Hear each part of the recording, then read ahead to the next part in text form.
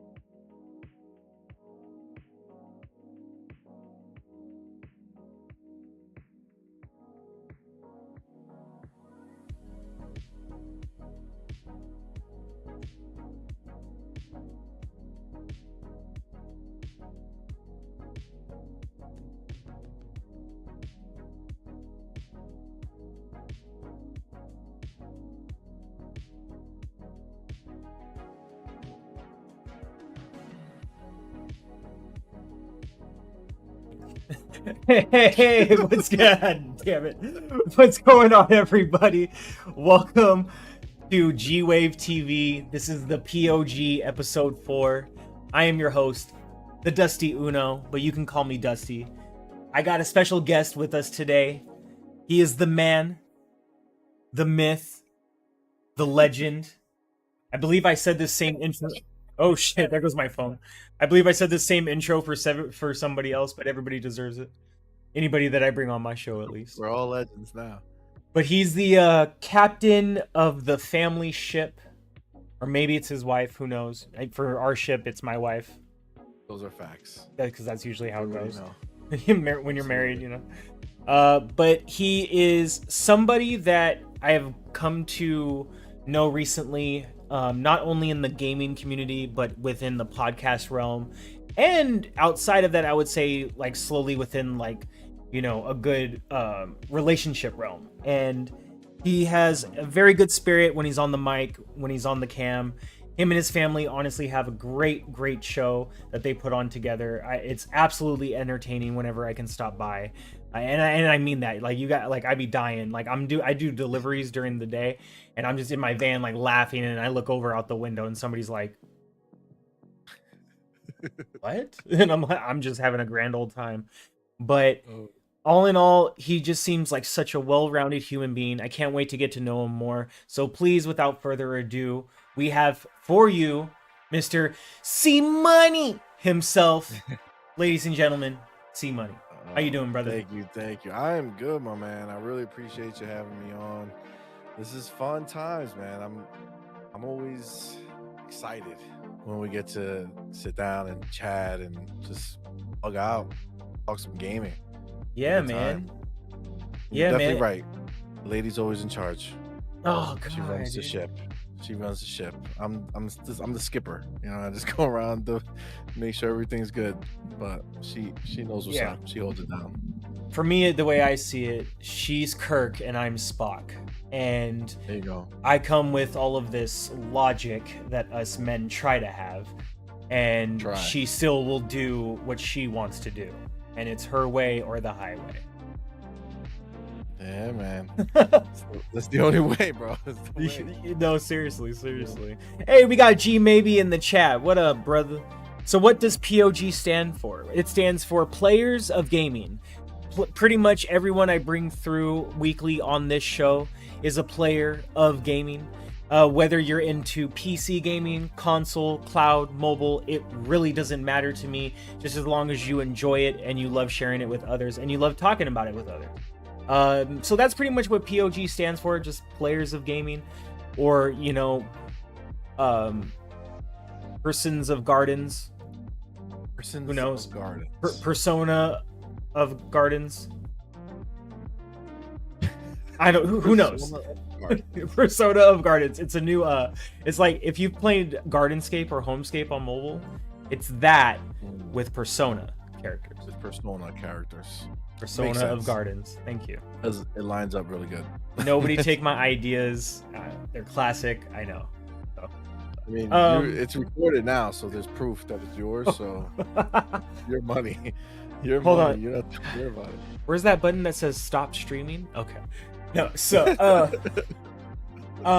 so before we get into our topics, I wanted to ask a few questions to you, Mr. C Money. You know, Little Wayne, got to throw it out there. First of all, how old were you when you first discovered you had a love for video games? So I would have been, I'm going to say 5. And that was with the NES and Mario. Loved it. And once I started playing video games, it just became my hobby of choice forever. I always preferred playing a game if I could. Always, no matter what. Still to this day. Yeah. Did you ever play a game called Tiger Heli? Tiger who? Tiger Heli. Tiger Heli. What's this? What's that for? So it was for NES, I believe, and it was kind of like Galaga in a sense, Mm, but it was like military base and you were a little tiny helicopter and it was top down view and you just had to take out a bunch of different ships and tanks and stuff. And it mm, came out around the same time as Ninja Turtles. God, I am I was probably drawing a playing Ninja huge blank Turtles. right now. Yeah, so I was not so I I'll at send that you the art book age. for it. I mean, it sounds dope. At that age, I was mostly like playing just most like things that my mother would look at and think that it would be cool for me to play. So I was Yeah, probably playing Ninja Turtles at that time yeah. if it came out around then. I didn't have a ton of games, just had a few that I played all the time. But yeah, no, that name doesn't ring a bell. But that type of game, those are always fun, man. Especially now. Have you played that Ant Stream, the game on Xbox with all the classic games? So That's we're gonna sick, get man. it. We're gonna get into that in a little bit, but I actually have used AntStream on PC. So when I Oh, it was saw before. it's been on PC for I would say 4 year, 5 years. It's been on PC for a Oh long wow, time. so it's been a I'll be while. yeah. It's ever since I found out about BlueStacks on PC. And BlueStacks, I knew stream about. was Yep. something that I found out around the same exact time. Because somebody was like, "Oh yeah, you should try BlueStacks," blah blah blah, and they were like, "Oh, if you like retro games, you should also try AntStream." And this was actually before they started getting licenses for a lot of like the top old school games. So Oh, what that's you dope. have now on Xbox is not what I played the first time I tried it. So Uh, they've evolved it over time, yeah, yeah, which is what definitely, they're continuing to plan to do now. I mean, once you go Xbox, it's a little easier to become more mainstream. You know, when you're on PC, I yeah. imagine it was harder for them, but now you got the backing of Xbox, knowing that we can go ahead and put the game on there, easier to get more classics. I mean, it's dope. Do, I love the fact that they're doing that. You know, anywhere you can kind of keep the old games relevant. yeah, it's game preservation. Like I'm on both sides of the fence. I am not someone who cares about collecting physicals. I'm Me straight too. up like, I mean, collectibles is one thing, but collecting a wall of games is just not something I've wanted to do. Now, do I think it's cool when people do it because I respect it? Yes, but am I for it? Not really. Do I care about it? No. Um, but do I care about game preservation? Yes.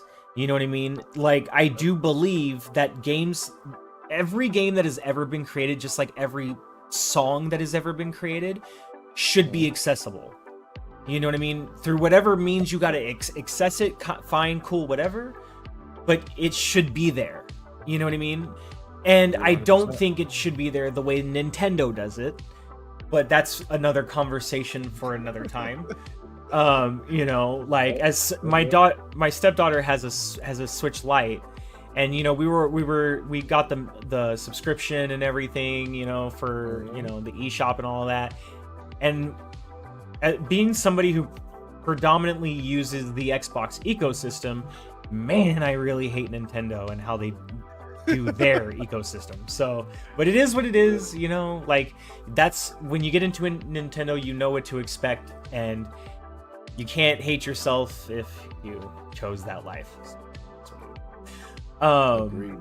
Agreed. yes. So we'll get into some Antstream in a little bit. I want to ask you a few questions about that topic. One more question I do want to ask before we get started, though, Yeah, man. is explain the family dynamic to me, because I am completely and utterly confused who is who outside of you and your wife.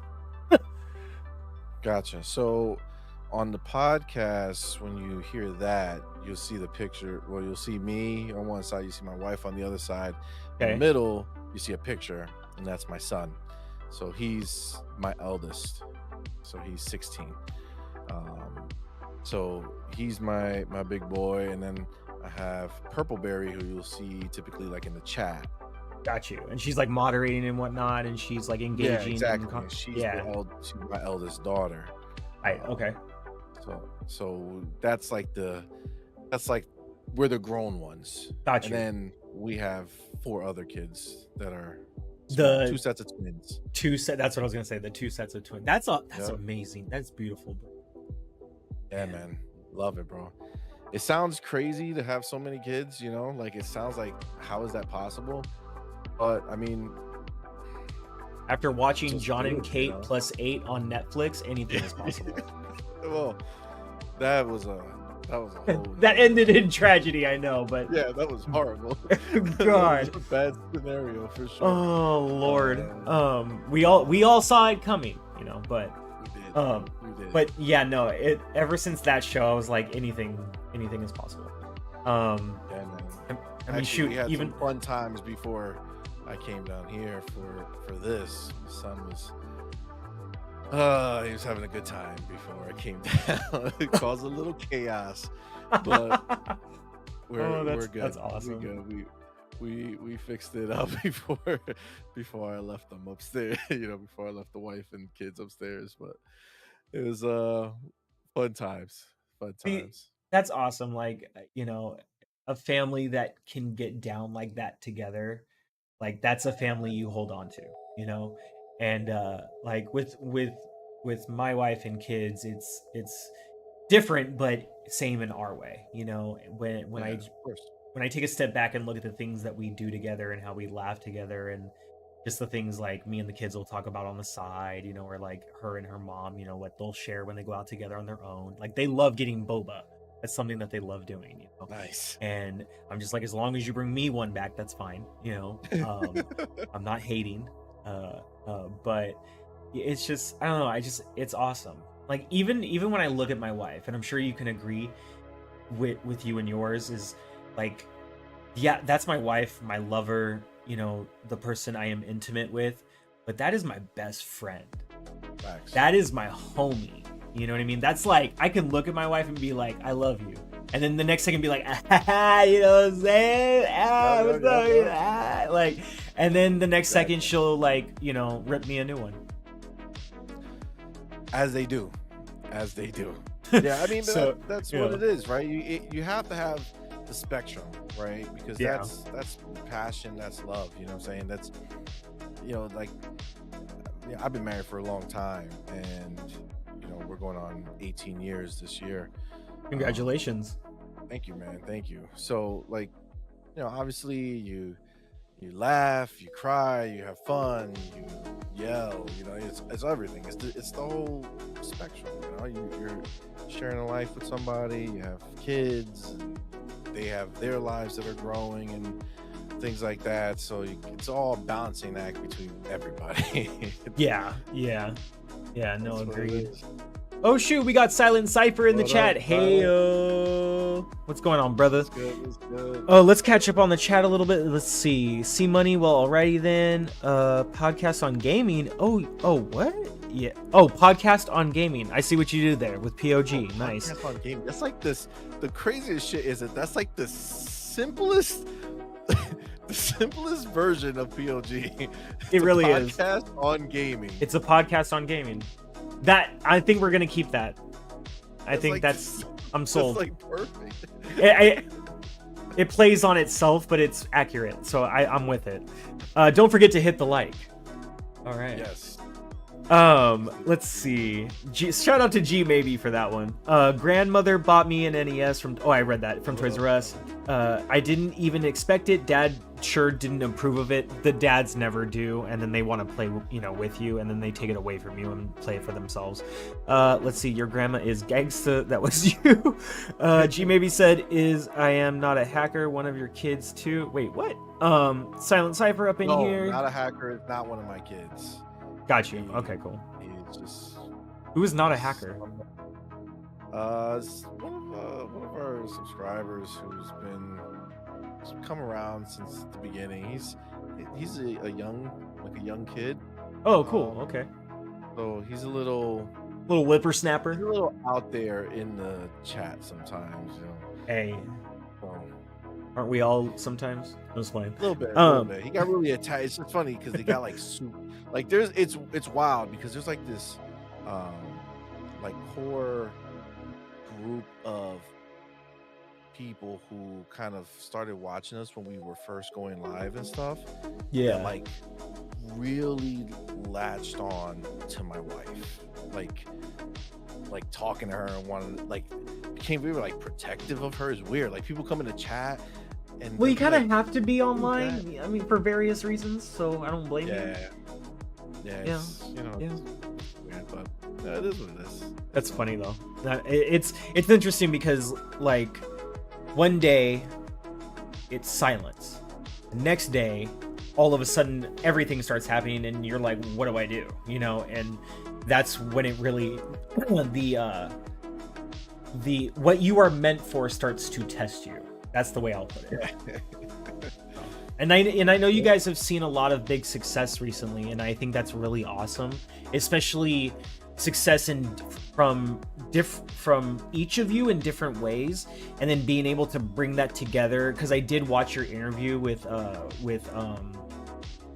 Dave? thank you, with Web Dave. Oh, my brain, sorry, He's the word. man.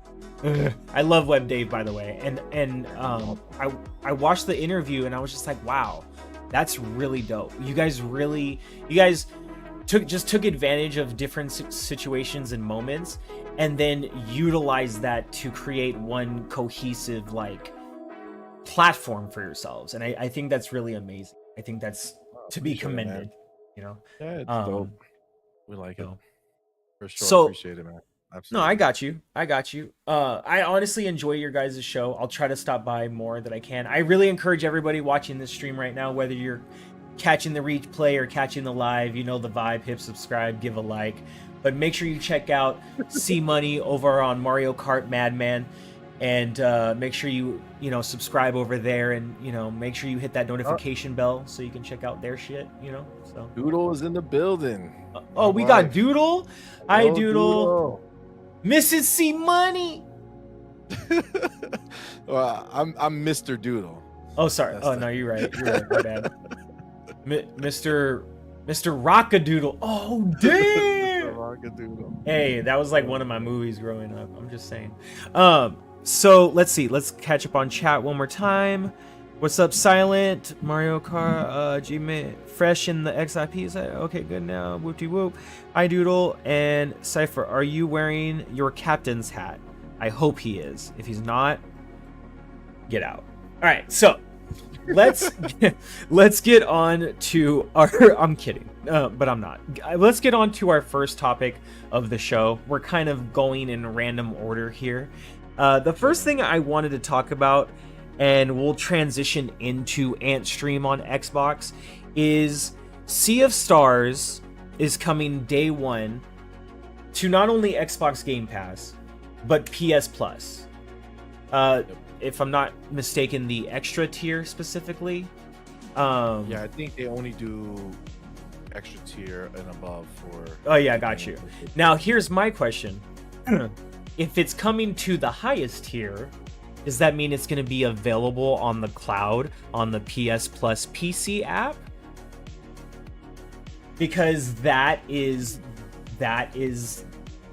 the game changer in all of this. Because the reason why nobody really cares about that app, one, is because it's on one platform. Stupid. Two, because you're not.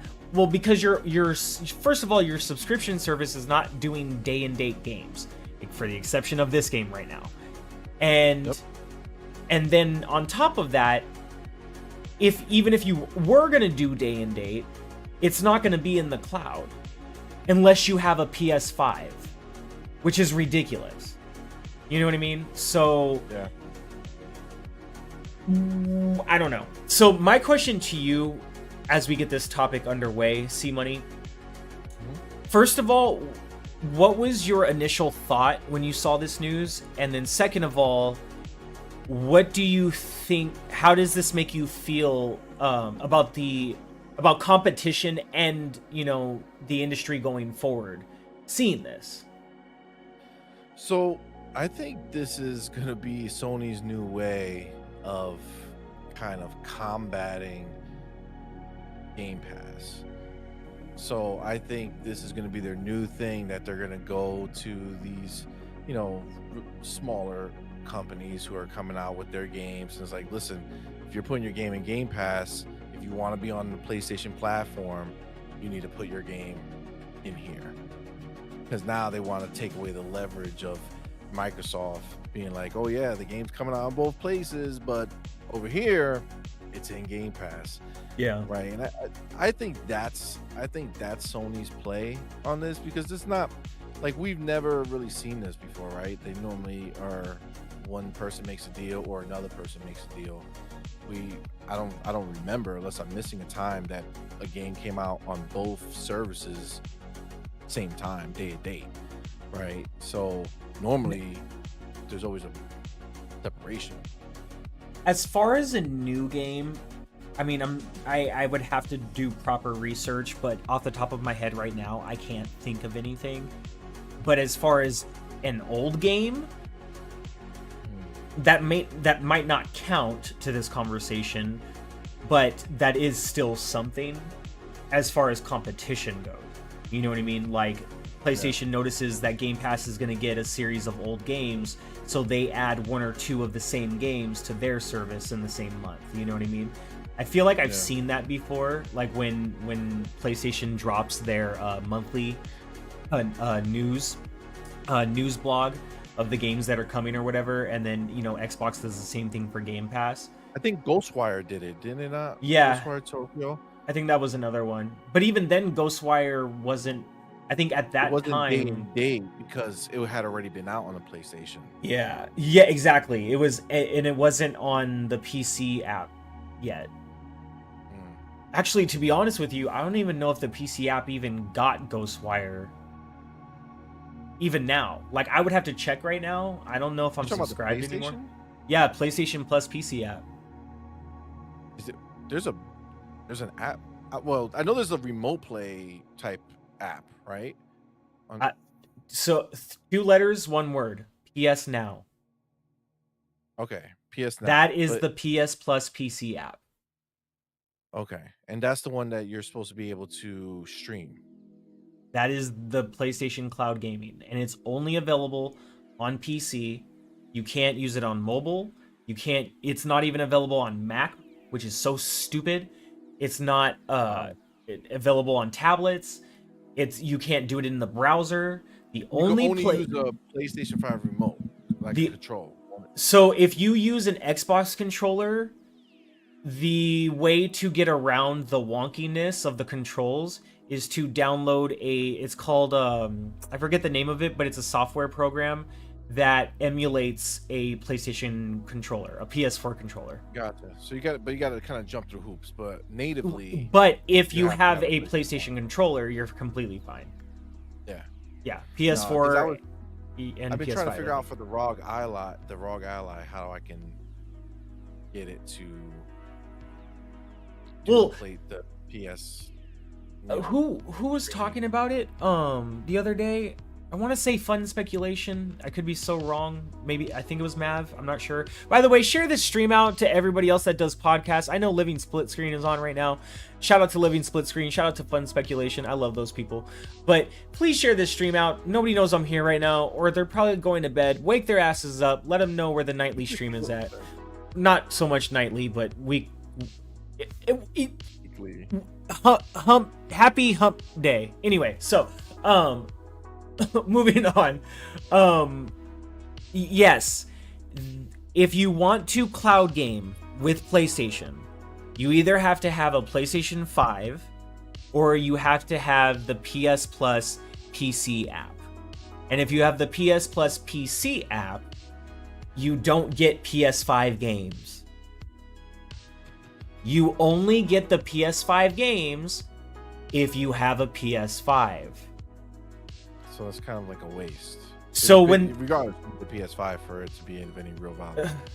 For those of you who don't know, I have a PC, I have a console, but I am an avid cloud gamer. That is, I love testing cloud gaming, and I love comparing cloud gaming to console and PC and even mobile. I just love seeing how games work on different platforms because I love tech and I love just testing this shit. So with that being said, it is beyond me, and it has been beyond me ever since COVID, like right before COVID started, why PlayStation does nothing with their PS Now application. And the PS Now application, as far as I remember, not only was on PC, but used to have a Mac version. We don't have that right now with the PS. Yeah, I don't know what happened. I really don't. Wow. It's strange. So something that would really blow up the service is the PS Plus service is to take that PS Plus PC app and do what GeForce Now does and put it on other freaking platforms. Like, I don't understand who is running the show over there. Yes, I know the answer to that question. We know. We know the clown. Our boy, dance moves. We know. but he is one man. And I feel like he is one man that has separated himself into 20 other people, and they all run different departments right now, and all of them don't know what they're doing. And I mean, on top of that, because just in general they were that way, but like I think this whole Activision purchase scenario is just kind of spiraling, my boy. I don't know what he has going on right now. He's not making any moves. He's not showing us games. Like the best way to combat all the hype that Xbox has going on right now would be to show us what you got in the pipeline, what's cooking. You know what I'm saying? And he's like, nah, we'll show you Spider-Man 2, which looks fine. You know, looks like it's gonna be fun, but graphically, you know, just looks like the PlayStation 4 version, just a little bit better. I don't know. Yeah. I don't know what they're doing over there.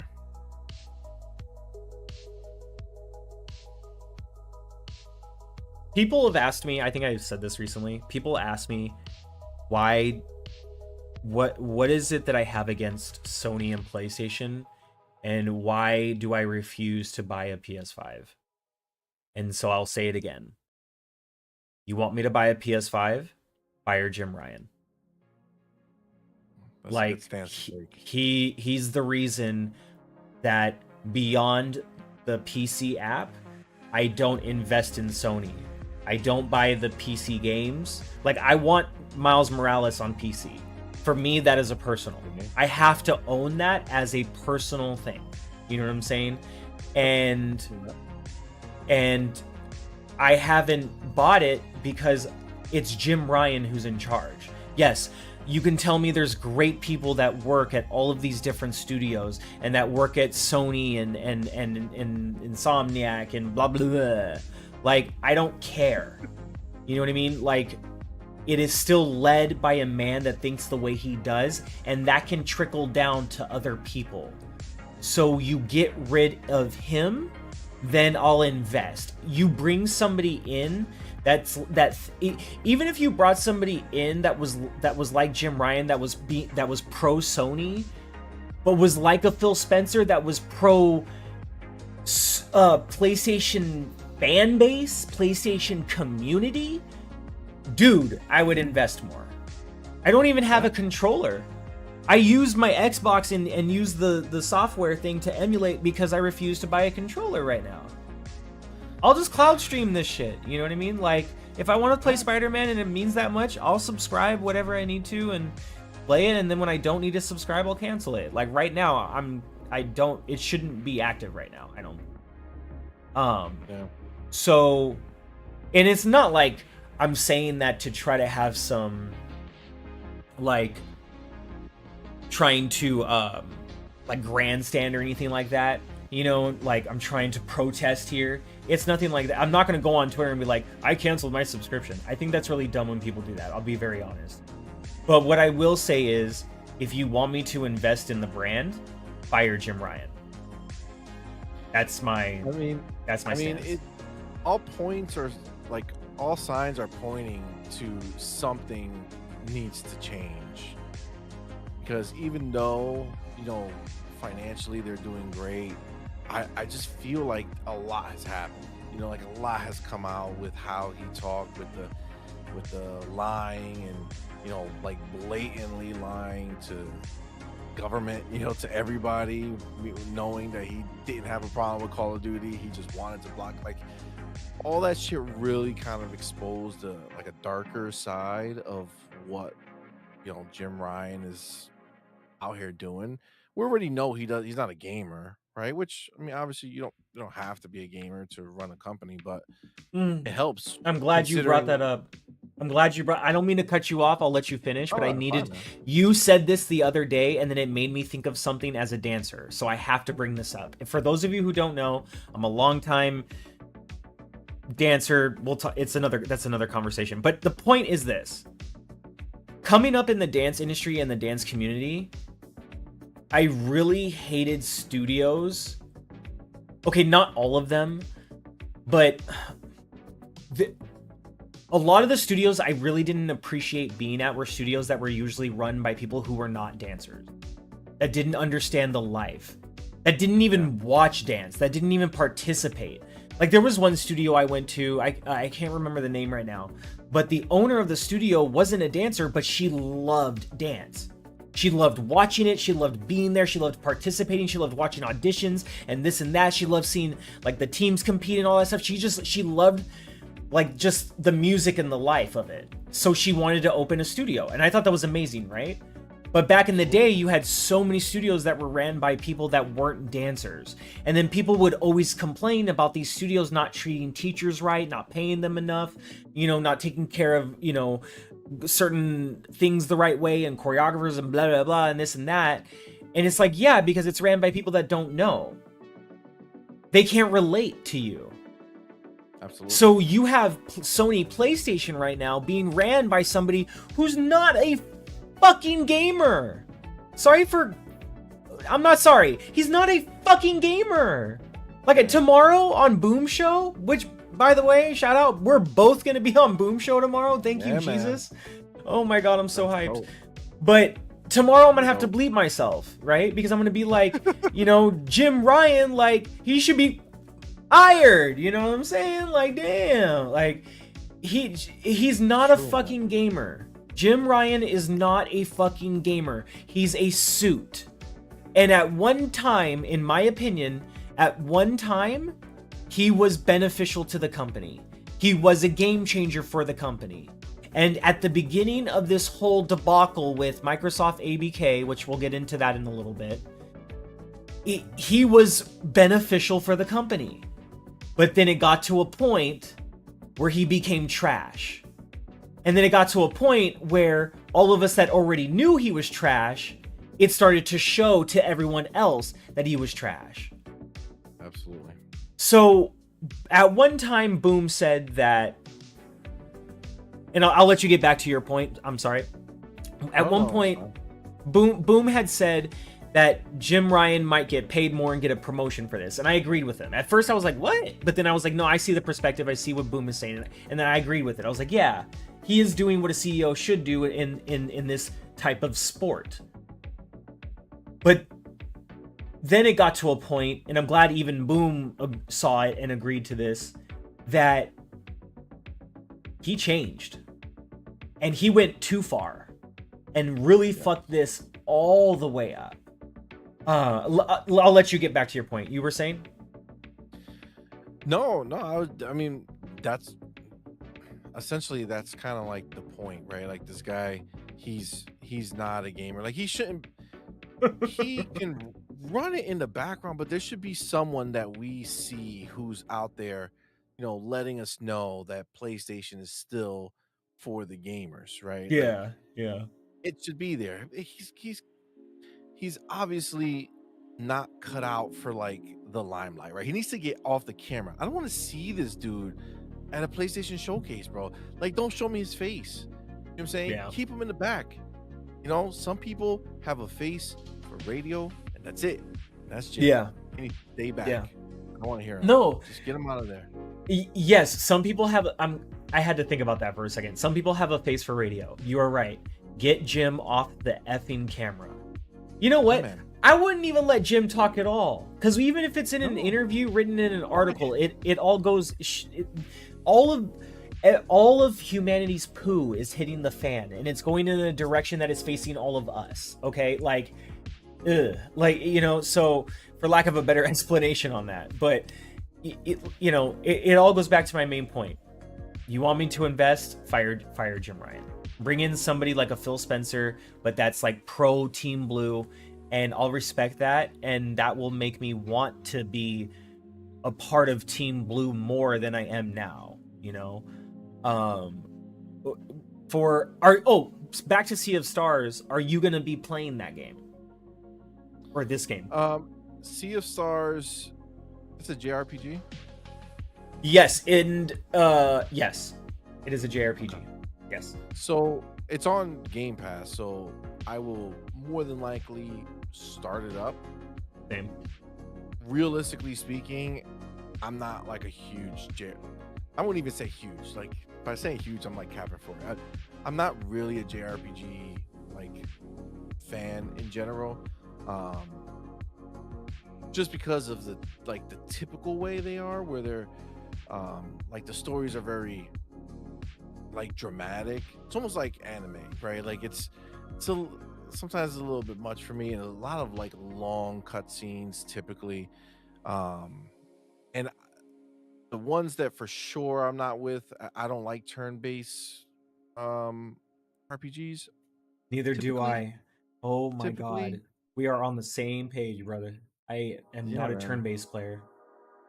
Like I'm not like sometime every once in a blue, there's a game that just makes it kind of like everything works. The graphics are amazing. Marvel's Midnight Suns. Yeah, see, I haven't even played it yet, but I would imagine that would fall in line. I think you'll like that one. Yeah. Yeah, like I liked Mario's plus Rabbids, right? When that one came out. That's a good one, That actually. one, I respect that that one. one worked for me. South Park, Stick of Truth, that worked for me. That was good. But it's like, I you didn't know know what I'm that saying? one Like, was turn-based. wasn't it? I think it is. I just didn't realize. Yeah, But yeah. with games like that, I mean, I remember there was a game when I was younger that was similar to that I did enjoy playing, and it's different because it's South Park. You're playing for the humor and the stupidity of That's it. what I'm saying.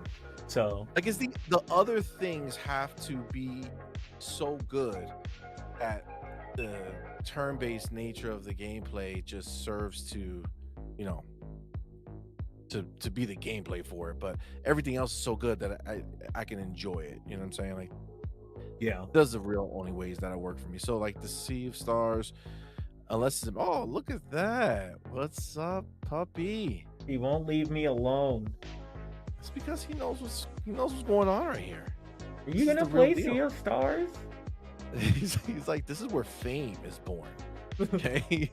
So nobody gets famous being off camera. He knows. It's funny because he knows every time I'm streaming now, so he'll purposely bother me when I'm streaming. Like I have on Twitch for dance, I have like a little like weekly stream that I do just for myself, like just for fun.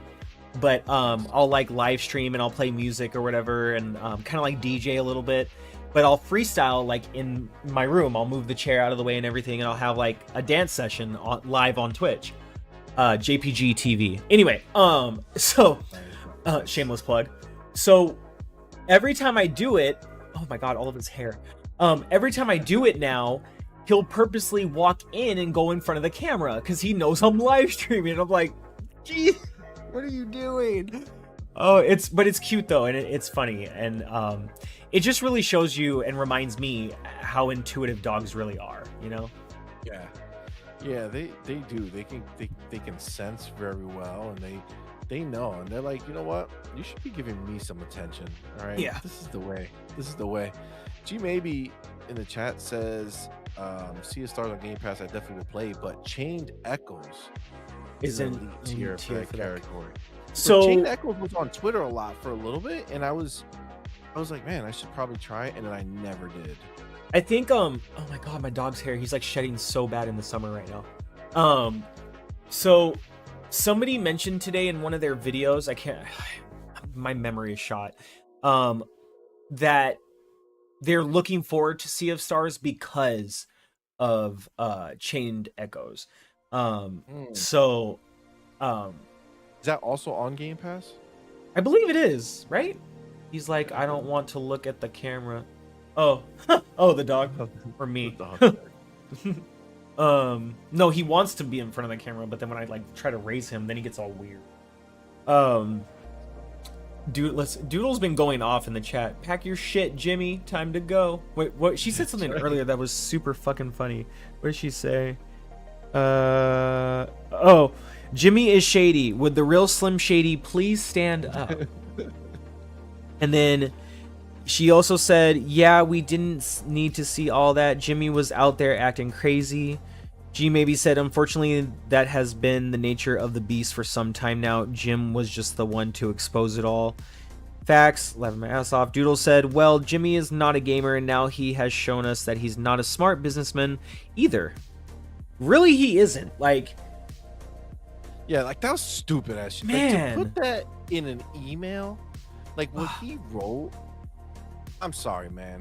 Like, you're a smart businessman. Like, you gotta know that there's some shit you just can't have in writing. You know what I'm saying? Like, if you just knew, can't. if you knew you sent those emails out, and you've seen enough court cases to realize, like, that shit is gonna come back, maybe you shouldn't have said anything in the first place. But I think that just shows how cocky he is, and that's my biggest beef. He thought he was powerful enough that they wouldn't get him like that. He thought that the case. He didn't even think it was gonna go this far. He thought he was gonna fucking slam this shit down and have it, go his way, and everybody was just gonna block the deal, and it would have been done. It's like, come on, man. It's just, I don't know. He's wild. Sea of Stars coming to Game Pass, PS Plus, day one. I will say this to end this topic, that I personally love to see it.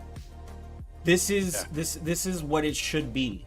And as somebody who does enjoy cloud gaming, it would be nice to be able to test xCloud versus PS Cloud.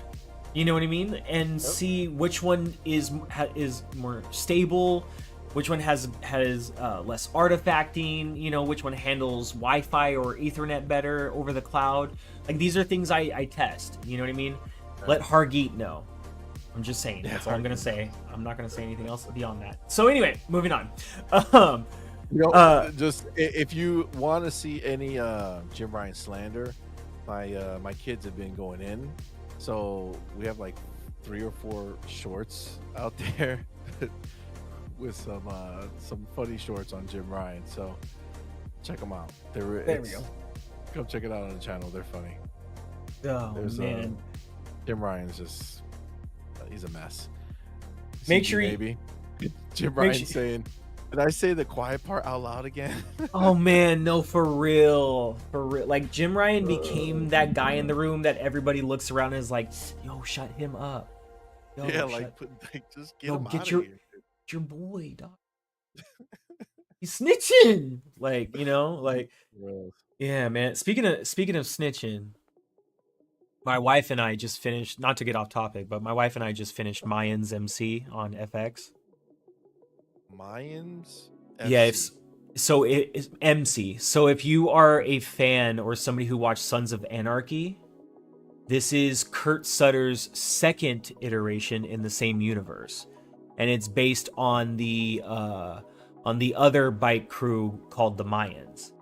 And it's all I gotta say is I highly recommend it. If you have never seen Sons of Anarchy, watch that show first, complete it.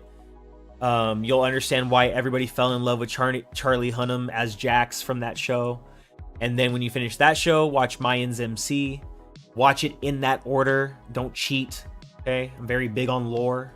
All right. So what's Son of Anarchy? Because I never watched that in my life. So Sons of Anarchy is a story about a motorcycle club based in Charming, California. Charming is a real location, but I believe the name is fictional.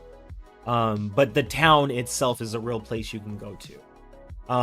And it's based on a predominantly white motorcycle club. And you kind of watch them navigate and steer through a lot of intense, violent, and dramatic different situations, and how they come through it as not only as brothers but as enemies over time. You watch Charlie Hunnam's character become a young member of the club to becoming eventually the leader of the club, and so you watch his progression. Okay. And then I don't like giving spoilers away. I'm very big on that. Yeah. And so just watch it. I highly recommend it. And it does showcase different motorcycle clubs as well too, like especially with like from different races, so you do get different dynamics and whatnot within that type of like life. Racial stuff in there. Yeah, but it's very well done. It's very, very well done. It's not anything that like, it's very tasteful, I would say. Yes, it can be triggering, but not in a negative way, if that makes any sense. Like, I highly recommend this show. And then, like I said, watch Mayans MC after that, because it covers the more Hispanic-based motorcycle club. Yeah. Okay. Yeah, really good. We'll see what Doodle. Oh, strong recommend. Me and my wife, that's what we do. I got you. Yeah. All right. So let's get into our next couple of topics. We already kind of talked about Antstream on Xbox a little bit. We'll cover this one really quick. I haven't played it on Xbox yet. I was saying earlier to C Money that I have tried Antstream on PC. Have you tried Antstream on Xbox? And if so, do you have the yearly subscription or did you get the lifetime? So I did not do it yet, and that's only because I have every intention of doing it. We're actually gonna do like a classic game night, and we're just gonna get it, and then we're gonna just stream different games from it. Hell yeah! So for sure, I'll be getting it, and I'm gonna get the lifetime one. Just makes sense. But I know Boom's gotten, so I've seen some clips there. I know who was it? Was it Tom Warren? Somebody was putting clips of like different games they were trying. Yeah. I think I saw that too, but I'm blanking as well on who that was. Yeah, they were just putting like a bunch of different clips of games they were playing as they were playing them, and it looks dope. Like I love playing those classic types of games. As a not old. Time is our enemy. You know what I'm saying? Like there's only so much time to play shit. But I do enjoy playing them, so I'm looking forward to it. I'm glad it exists. I love the fact that is it streamed? Yes. Or it's streaming, right? Yeah, so as far as I know, it's always been that way. Which is kind of interesting because I never thought about it. Like when I was using Antstream before, I never thought of it as streaming or cloud gaming. I just always felt like when you downloaded the app, it just includes these games inside of it. You know what I mean? Like, which is kind of, maybe that's probably made me sound really dumb. I don't know, but it's just kind of how I always looked at it, because it was the way they have their interface, laid out and everything on PC before. It just felt like it was just there, so but I think it's great. I think it's absolute. Like when I found out it was coming, I almost jumped out of my chair. I was like, are you serious? And to find out that it's like exclusive to Xbox Xbox console at first, that's pretty crazy. Like, and major. Like you just added a whole new back compatibility, like no other to your back catalog. You know what I mean? Like, genius thing to do. It's mind-boggling. Is like the place to go if you are just a gamer. If you love new stuff, if you love your classic stuff, if you love the Xbox games from the prior generations, it's just like everything's there. If you're a Call of Duty fan, this is like the home of Call of Duty now. It's crazy. What a turn of events, huh? Yeah, it was dude. And it was out of nowhere. I was like, what? Wait, we're getting what? Yep. I couldn't believe it. when I first saw it, I didn't know what to make of it, and then once they said like, yeah, 1,400 games coming, I was like, you're bringing the whole thing. Yep. G maybe says about 8 months. 8 months we're supposed to have it. Yeah, because now is it because it's not because it's supposed to be exclusive, it's because they're working on the PlayStation version, right? They're just working on it. Or is it? It ain't a not like, I feel like if it was supposed to be exclusive, Xbox would have exclusive. Yeah, exactly. World premiere. So it's just a bandwidth situation, I can imagine, and probably jumping over whatever hurdles Sony's trying to put in their way. Have you looked at the list of games?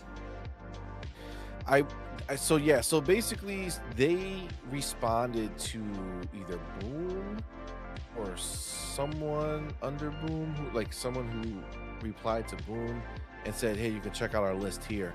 So I did. So there's like a lot of games, and they essentially are a massive amount of games that I did not have consoles for. So, I was just NES and then Sega. I didn't have any of the other ones. The only thing I played was the Atari 2600, and that was at my older cousin's house. She had one, and we played a few games there. I never experienced any of those games outside of Nintendo stuff. So it's gonna be great for me because there's so many games. And my son, he's huge and into the retro games and stuff like that. He loves playing them. We went and bought all the old consoles because he wants to experience things. So this is a great way for him. I love that. I love that. Deep. Yeah, it's so unexpected too, because for all intents and purposes, I'm very much a look forward type of gamer. Not that I love playing the older games, kind of get into that, but I'm always looking for what's next, where he's not really, he could just kind of sit into something, he's going back and everybody's playing the new Zelda or whatever. Meanwhile, he's finally sitting down and playing Twilight Princess on the Switch, and just kind of digging into that. So he's just kind of goes at his own pace, plays what he wants to play. It's nice to have be able to show him some of the old stuff too, and kind of experience it with him, being that I haven't experienced them myself. It's pretty dope. Looking forward to it for sure. It just goes to show you that as a gaming populace, so to speak, I almost knocked my water into oblivion. As a game, like, goddamn. Oh shit! I hit my mic. Oh my god! What happened? Well, it all started with when JP hit his water. The gaming populace is going to want new games, right? But that doesn't mean that we're not affected by the classics. That doesn't mean that, and this narrative that old games don't move the community or push the industry forward, I think is really fucking stupid. I'm not trying to be disrespectful to whoever said that, and I mean that, but I really think that's fucking stupid. Why? Because every time something new comes out, the first question you can ask is, what was it inspired by? And that's not a bad thing, but that's where we're at right now. It's really hard to be original, to create something that's never been created before. And I'm a dancer, so I mean, come on, I know. So, people keep saying they want new games and they want these devs to stop remaking old games and stop making sequels to games and make brand new IPs and this and that. And then so we're given access to be able to play games we haven't been able to play in a very long time, because a lot of us can't get the old consoles or the old games to play them. A lot of us don't have the patience to emulate, and a lot of us just are too busy to just think about it. So here Xbox is here's a buffet, Enjoy. Yeah. Yep. You I want agree. crab legs? Enjoy. You want Enjoy as many as you want. As you want many some as New you York want. strip? Enjoy. You want some chicken tenders with some fish sticks? Enjoy. This feels like something that Xbox went out and saw it on PC and said, "How can we get this on Xbox? Like, how can we help?" And I think that's probably why it ended up coming into Xbox first, because they seem like the type of company who would go out and be like, "Hey, let's make this happen. How do we make it happen? Let's do it." They have the cloud infrastructure. They have everything that they can possibly need to make it happen. So, is it if we buy? Is it on cloud? Or is it only going to be the remote play for us? Like if you have Ultimate, can you play it on the cloud? Play.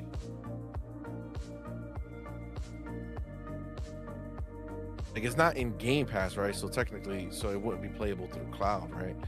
No. They would have to start doing what they said they wanted to do, and that's allowing you to access the games you own through the cloud. That needs to happen.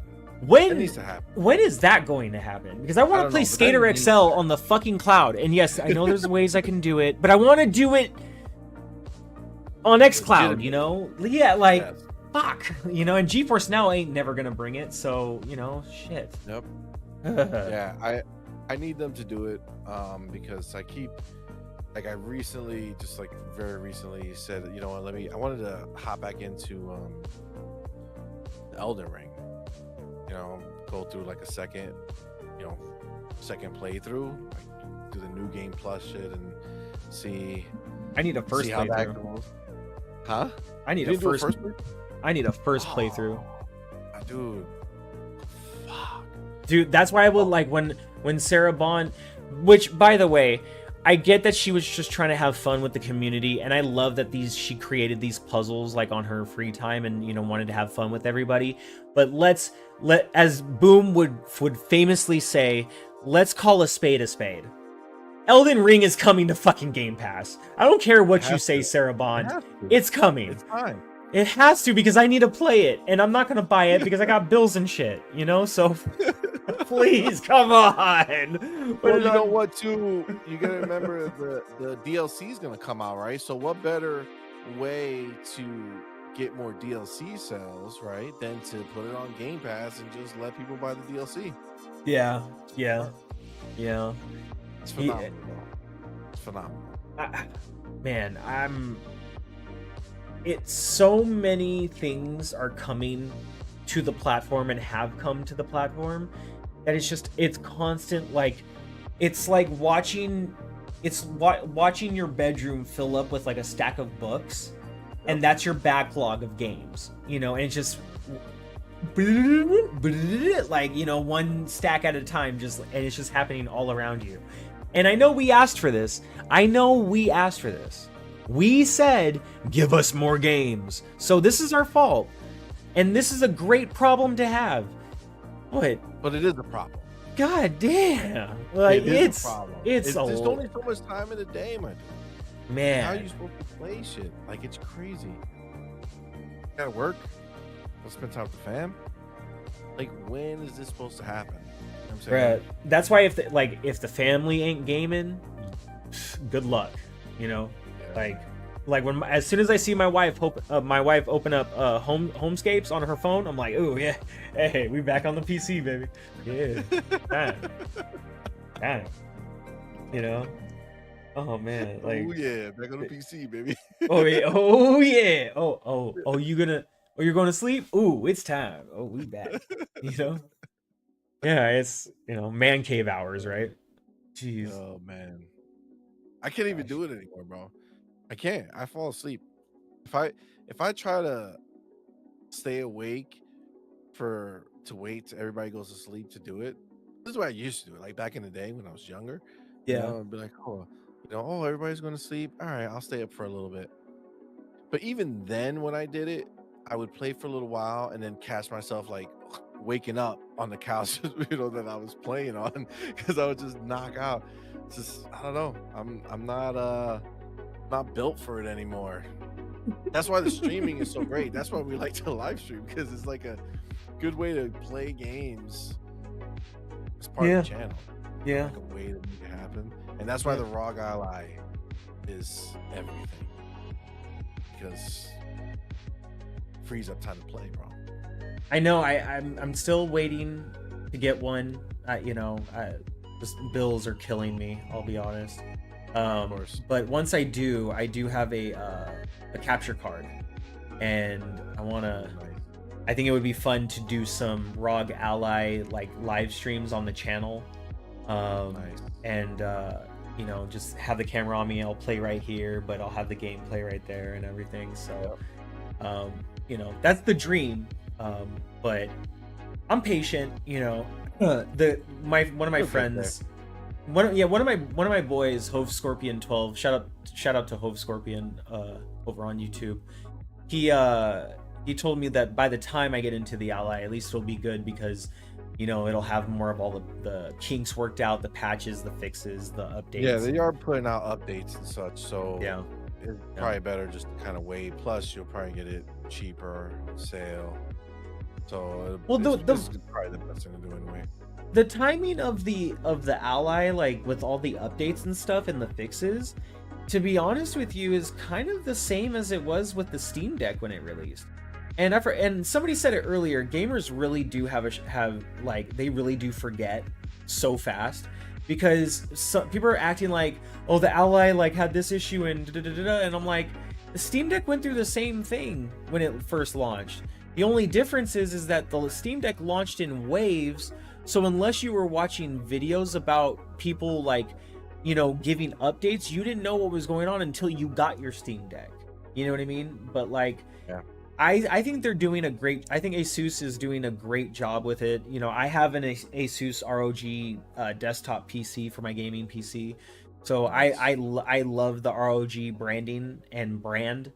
Asus as a company could be better as a whole, but that's any company. But the Ally is it's a beautiful device. I really wish they did a black version. But yeah, right. But regardless, I want the white version.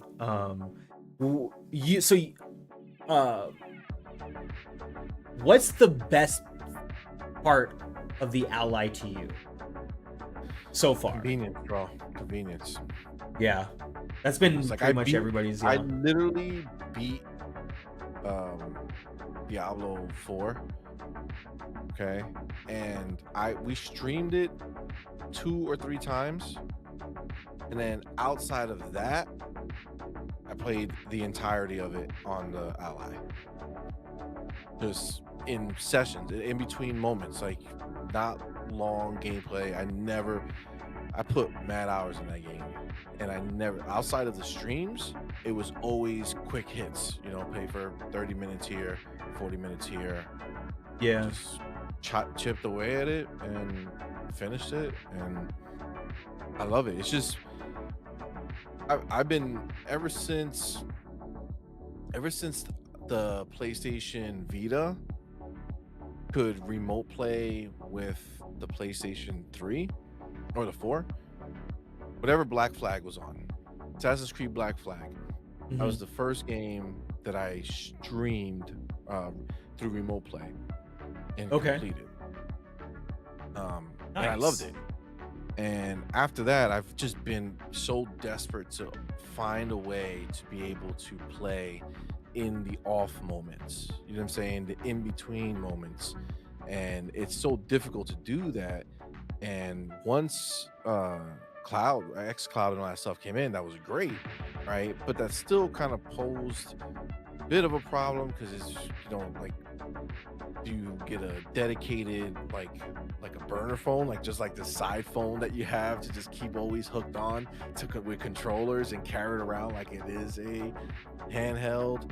Or do you carry some nunchucks with you? I had the foldable Kishi or whatever, and you just kind of unzip it and stick your phone in there. But it's like, why is it that as soon as you said nunchucks, the first thing that flew into my mind was my version 1 Kishi? Yo, the Kishi, bro. It's like, Bruh. Oh my god.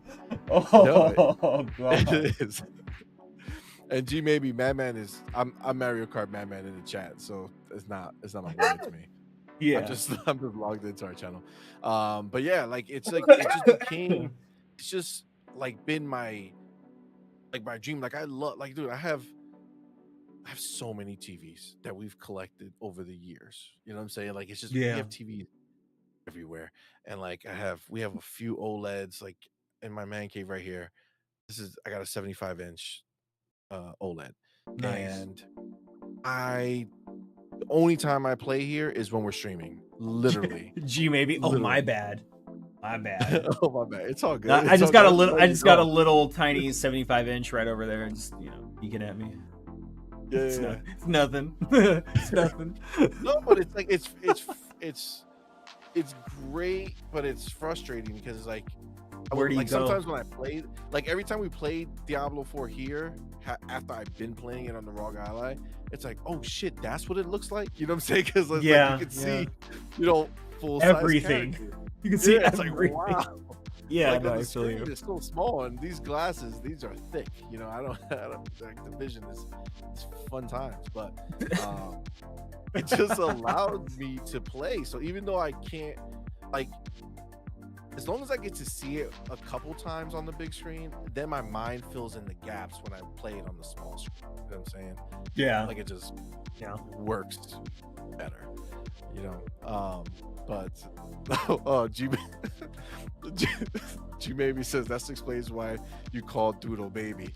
My man was thinking, he thought my son was. You think? I responded to my wife, "So true, baby," when she was talking in the chat. He was this whole time thinking that it was my son. He must have been like, "Yo, that family, they on some other shit right there." That family is wild. They're wild. They are Hey, tight. that family's wild. Nah, we good. We good. That's fucking hilarious. Oh my god. Oh No. This is the computer that we always stream from, so everything's logged in under the our channel name. So that's why yeah. on YouTube, looking at the chat and it's under the channel name. See, he was like, I was like, what? But he didn't say shit about it though. You know what I'm saying? He didn't say nothing. He just kept it moving. Yeah, that's right, baby. Something's going on over there. Oh my god, that's hilarious. No. Oh my god, that's too good. Yeah. Well, shout out to everybody using Antstream Arcade. It's a beautiful thing. I think, like I was saying earlier, it just goes to show you that it doesn't matter if games are new or old. People just want to have a good time with the games that they appreciate. With that being said, let's segue into that appreciation being displayed on so many more other games that actually belong to one franchise, and that being the servers being fixed for Call of Duty, the old Call of Duty games, the throwbacks, the legendaries, and I think it's beautiful. I think it's amazing. I think Xbox should be fucking applauded for this shit, because they didn't have to do that. Like, they could have just been content with being like, okay, yeah, we're doing this ABK deal. We'll bring you COD on Game Pass. Yeah, maybe we'll put like Cold War, Modern Warfare 1, Modern Warfare 2 on there, maybe Vanguard, whatever, blah, blah. But no, they fixed the old games. Yes. What the fuck? What's crazy is that it's out there, right? Like everybody knows this, and this is like spreading. So on Sunday, I did Gamers Council with Retri and WebDave, and John Wolf was on there, right? And John Wolf was talking about how his friends, like his colleagues or his friends, had hit him up, like, "Yo, Xbox is like they re-released Call of Duty, like they're remastered it or whatever." And he's like, no, they just brought the servers back, right? So I was like, man, Like, it's not hard to figure that out, right? So just today, I had a conversation with one of my friends, and he's a PlayStation head, and he goes, we're like talking, and he's like, "Yeah, you see that Xbox so desperate that they had to re-release the old Call of Duties to get people to come back." I'm like, "Bro, they didn't re-release anything. They just fixed the server. It's not our fault." At over in the PlayStation land, you guys are stuck on whatever was released for PlayStation 4 or PlayStation 5. Xbox has done the thing that we all dreamed, and they allowed us to bring our old games that we own forward. And they're just that damn good that they just turned on the multiplayer again. It's a beautiful thing. But it's crazy how people are looking at this outside of the Xbox community. It's like, people are wilding. Yeah. I don't know Yeah. anything. It I don't know anything. it's hold on one second. Okay.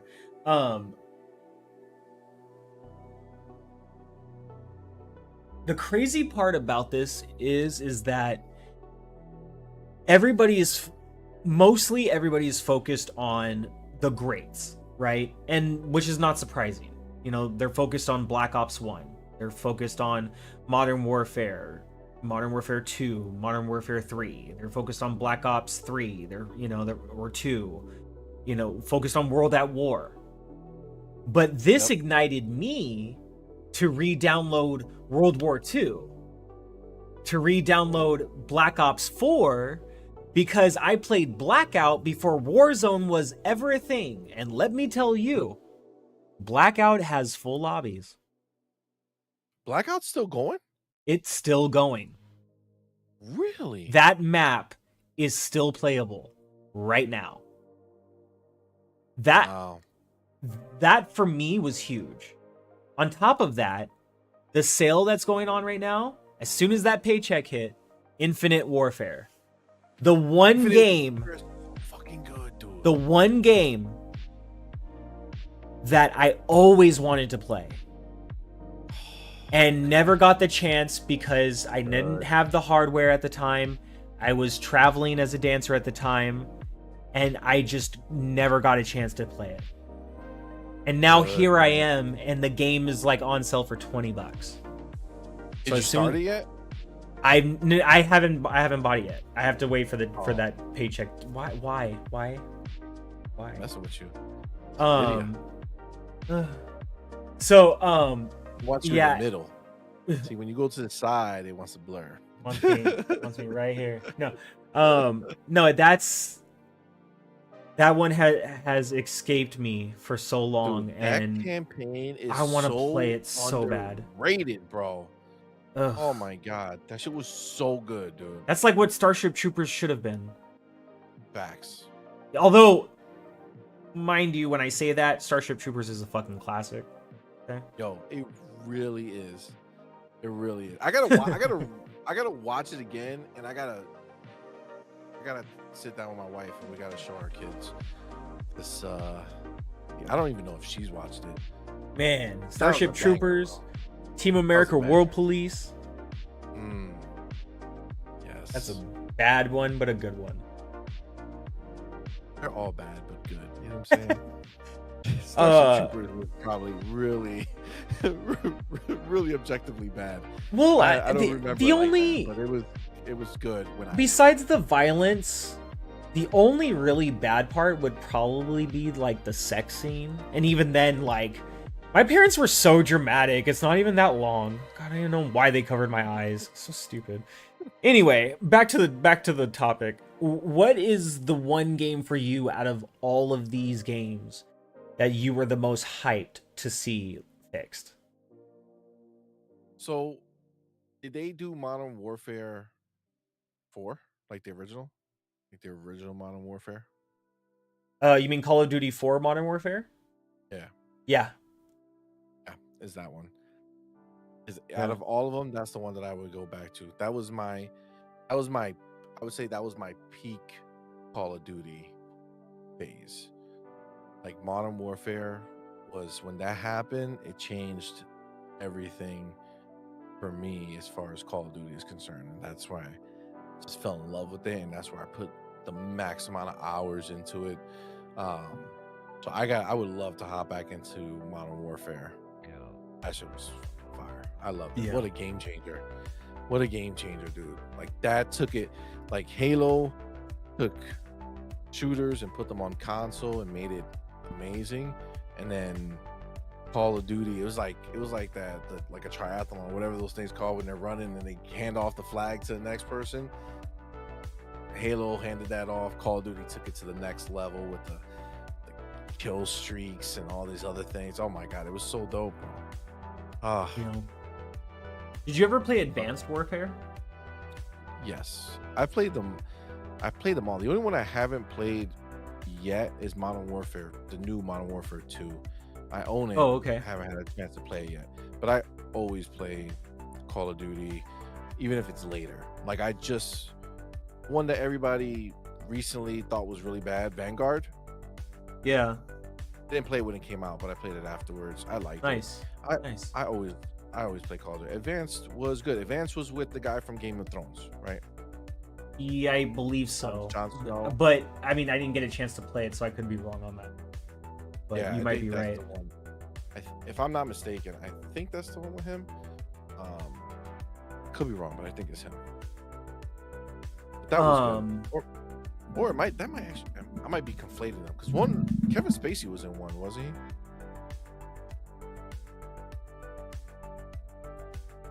Pretty sure.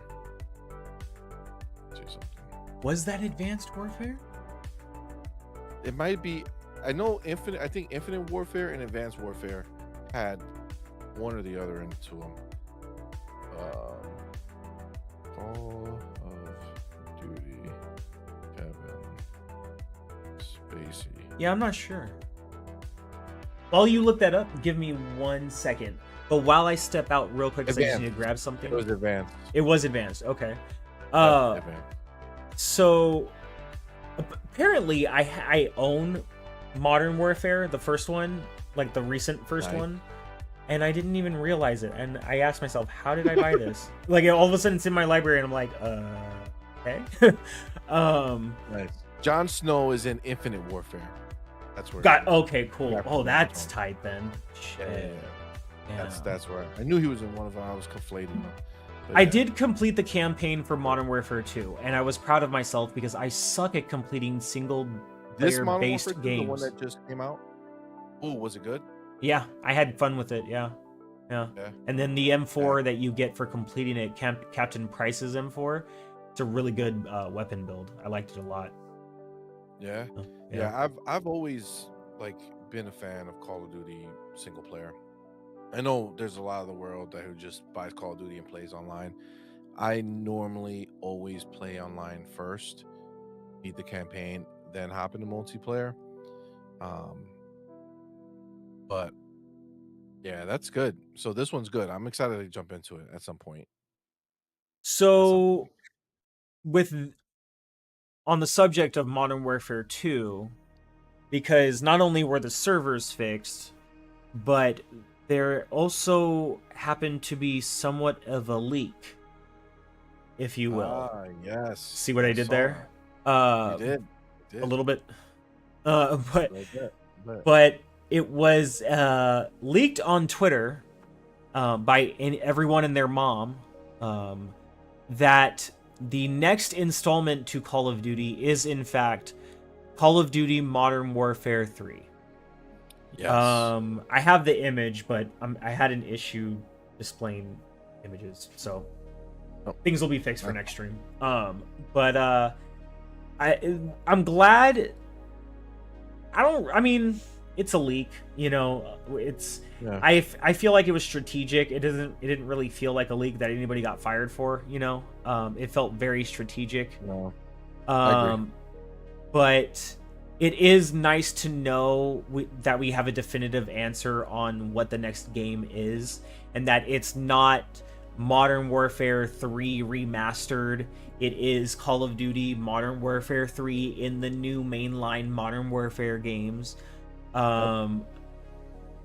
What did you think when you saw this leak come out? Please take it. Relieved. Yeah, relieved. I thought that it's good that it's all gonna be like back to back. Modern Warfare 1, we got 2, and now 3 is gonna be out the door. Our boy Captain Price, front and center on the image. So I'm just excited. I'm glad they're just gonna pile through this, because obviously we know that they weren't supposed to have a Call of Duty this year. They were supposed to skip to next year. That was the word on the street, and then all of a sudden it came out that they're releasing it this year. So Yeah. I'm really looking forward to it. I'm really looking forward to it. Um Again, Modern Warfare was my favorite one back in the day, and I played I played the new Modern Warfare and loved it. Loved it so hard. Oh my god, the scenes where you're going through the house and everybody's going up the stairs and you have your night vision goggles on. Holy shit, what a moment. Loved it. So I'm all for Modern Warfare Call of Duties, and I'm glad that these are coming out. And that also, it makes me feel good that they're doing this, because that makes me believe that they're going to be doing something bigger for the next one. I agree. With You know what I'm saying? with that being said, which mainline Call of Duty do you think is next after Modern Infinite Warfare? Warfare 2. God, did you see me say that shit earlier, or like whatever it was? It has to be, Oh. maybe. I don't know. I saw it somewhere. Somebody said it. It might have been you. But it's like, Man, I need it. I need it. please.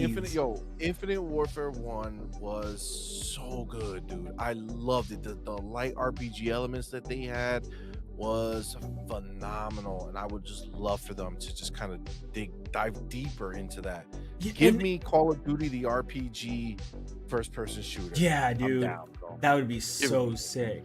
And I want them to continue with Infinite Warfare, because we have so much of the old wartime games, the modern wartime games, the Black Ops wartime games, you know, like it's nice to have the games where it's like based on science fiction, and it's in the future. Yes. What could it be like ahead of our time. I like it when Battlefield does that too, you know. So I need to play Infinite Warfare. I dropped my Cash App link in the chat, so if anybody wants to support the channel, they will be supporting Infinite Warfare. Anyway, I'm kidding, but I'm not kidding. Anyway, so to the top. Right? Oh, wait, hold on. I'm still new at all of this. There we go. There we go. Awesome. Well, everybody But can find it. yay. But yeah, no, this is just, all of this is just exciting, because my thing is, and a lot of people don't realize this, is when you have a franchise that comes out like NBA 2K, WWE 2K, Call of Duty, things like that, right? Where they come out pretty much every year. For a lot of gamers, they get burned out really fast from the recent installment of that game. And a lot of those gamers wish that they could just go back to the older games and play them. Now, with a lot of the older games, yeah, you can, but when it comes to like online matchmaking, how many people are on? And that's the problem. But with games like Call of Duty, dude, if you and I were playing, you know, Modern Warfare 2, right? Like, let's say you got the game and I was like, well, I have it, let's jump in. And we start playing, and then you're like, you know, we play for like an hour or something. You're like, you know what? You want to hop over to like Black Ops or something? Yeah, you know, let's do that. Let's do Black Ops. Just the fact to do that. That is the key part. Absolutely. That's what makes Master Chief Collection a collection, is because you can do that. And why Infinite is now not a part of that collection is kind of really dumb at this point. Like, I get that they're working on Infinite, it's supposed to be a standalone, blah blah, but this is the Master Chief Collection. Yep. Well, maybe what they're planning to do is when they come out with the next, whatever their next Halo is it bumps the last game into the collection. You know what I'm saying? Yeah, So yeah, I the get that. latest Yeah. Halo is standalone, then everything else is in the collection, and then once you got a new one, bump into the collection. Battlefield kind of does that too. Like, what is it? Battlefield 1 can like belongs in a like if you download them on PC, they'll be in the same instance as like Battlefield, I think 4 or 5. No, Battlefield 5 and another one. And so if you have them all installed, you can just switch back and forth from that one UI. Oh, wow. Yeah. Oh, that's pretty dope. Yeah, but it's not like that for 2042 right now. That's just by itself. Yeah. But Are people still playing that 2042? I play it on GeForce Now, but I haven't been on it in a while. But then again, it's been hard to game over the last couple of weeks. And then I get home from work and I'm just like, I turn on the console, I turn on the PC, I turn on my MacBook for cloud gaming, and nothing gets played because I'm tired and I just want to watch YouTube videos and watch ponies get made fun of by, oh no, it's Alex. And Fratanga plays. You know, but it's just it's thing entertaining. that happened with him and what's the Porter Rock? Yeah. I don't know, it's Alex was saying something on his stream about something that Porter Rock said, but Alex was like wrong, and then during the stream it got all awkward as shit because he was finding out through his chat that he was wrong, and Porter Rock made a big thing about it. I don't know, it's just funny that you brought him up because I don't really follow him or look at anything, but somebody had tweeted it or retweeted it or something. Yeah. I saw it on there. I was like, I think he did a response video. I don't know if I watched it yet. Sometimes I just put on the videos while I'm at work, so sometimes like I'm listening and then I don't remember what I heard right after it's over. Yeah. But yeah, it's interesting. I mean, I also saw what the whole stupid thing with Reforge and P.O.G and Mr. Matty Plays, that whole stupid thing. Like Reforge was like, Reforge just calling people out, saying stupid shit about content creators he has no room to be talking about. You know, like, this dude baits people into being members of his YouTube channel, and then you get stuck. And it's like, then you have to like unsubscribe and like ban his channel from your existence so you don't like get all of his notifications to watch his streams. Like, Reforge really gets on my... I don't want to use this interview. Who? Reforge? Web Dave. Oh, yeah, Web Dave interviewed him. And really? It was like controversial. Yeah, it was a controversial one. People in the community were a little tiff that he did it. But you know, it's funny because when you watch the interview, so I had the same very strong feelings against Reforge because you just see his clips, right? So you see the clips and you see the bad takes that he has. Well, I've watched the streams too. I don't like how he talks to his viewers. I don't like anytime somebody has an opinion that disagrees with him, like the way he berates them, I think is absolutely horrible. Oh yeah, see, so I've never watched any of his stuff. I just see those clips. Oh, but gotcha. It just, all it did was maybe it just made me like we're all just people, right, who are kind of dealing with the same like struggles and shit. And like he's, you know, he has a channel, he has a brand. This is how he provides for his family. This is what he does. And you know, obviously there's two sides to everything, right? Like, yes, I agree. There's a PlayStation fan base that's very strong, and then there's a Xbox fan base that's very strong. In the same way, we follow a lot of the guys that we like, who are, you know, talking to things we want to hear and who kind of feel the same way we feel, right? Like, that other side also does the same. And you know, they like having somebody who's kind of going in on the Xbox stuff. And you know, you kind of got to get your bag where you're going to get your bag. And the reality is that there's a lot more of them than there are of us. You know, there's like a lot more on the PlayStation side. Like, it's interesting because for someone like me, I can not like somebody's content or this or that, but I can still respect that they're getting their bag. You know what I mean? Yep. Like I may not like Reforge, I may not like how he goes about saying and doing certain things and how he treats his viewers and certain people when it comes to debates and discussions. But I do know that he knows what he's doing and he's smart at it, and he knows Yeah, that like it's you paying hear him. off. He actually talks about it. Like that's what I like. Like he actually kind of went in on like their thought process and what they do and how they do something, and it's like that didn't work, so let's do this. And how he had a channel, that channel only wanted certain things, so he actually backed away.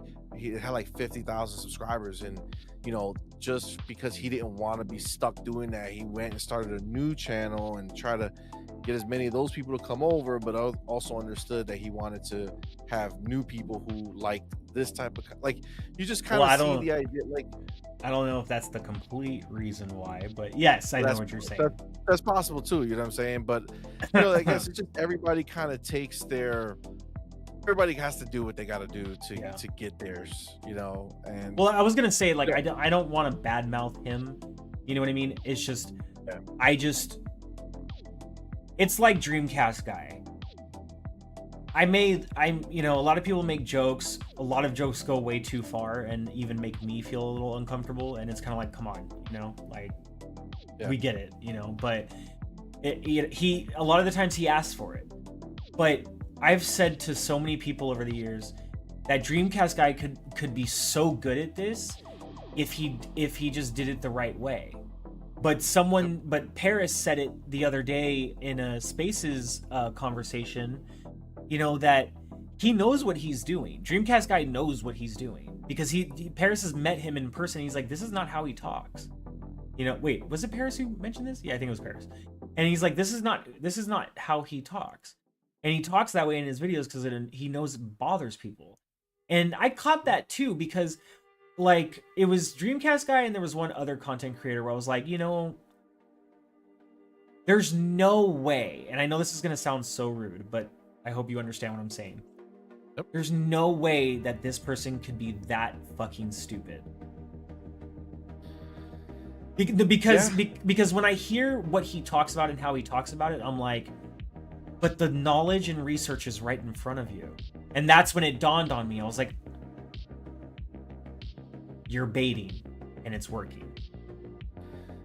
You're baiting, and he's serving the other side, right? He's serving the people who he knows are going to watch his content and push him forward, know. And as much as it's like, some people, you don't know everybody's situation, right? And if some people are relying on this bag, right, as much as you may kind of not like it, you got to kind of do what you have to do. Like I get it. I don't respect 100% the idea of just kind of selling out, quote unquote, and just to eat it. But at the same time, you think about actors and comedians and all these people who play a role to get what they want.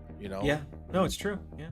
That's just what it is. And this is YouTube is a very weird place, because it's not the traditional way that you would do it. But I mean, to a subset of people, right? Like, even like, as silly as it sounds, like, if you have 100 people who watch your video, right, and 100 people who see your face, and 100 people who show up and know you, right, or know the person that you're doing, I mean, that's an idea that wasn't around back in the day, right? Like, you had to be an actor to be on TV, to be famous. But now, you put a mic, you say some words, if enough people like what you have to say, you kind of become your own mini celebrity. You know what I'm saying? Like, no, you're right. You're right. You know what I'm saying? So you kind of still have like a persona, right? You still have, a character to play. Yeah, exactly. Like, no matter what, like, if you're streaming tonight, right? Like, we made this planned, right? So 11 o'clock, it was gonna happen, and that's 8 o'clock your time, right? Like, if you had like some just like a really shitty day, right? And like, maybe you had an argument with your wife, or the boss was giving you shit or something like that, and then you got on, you came here and you're like, all right, I'm getting on though.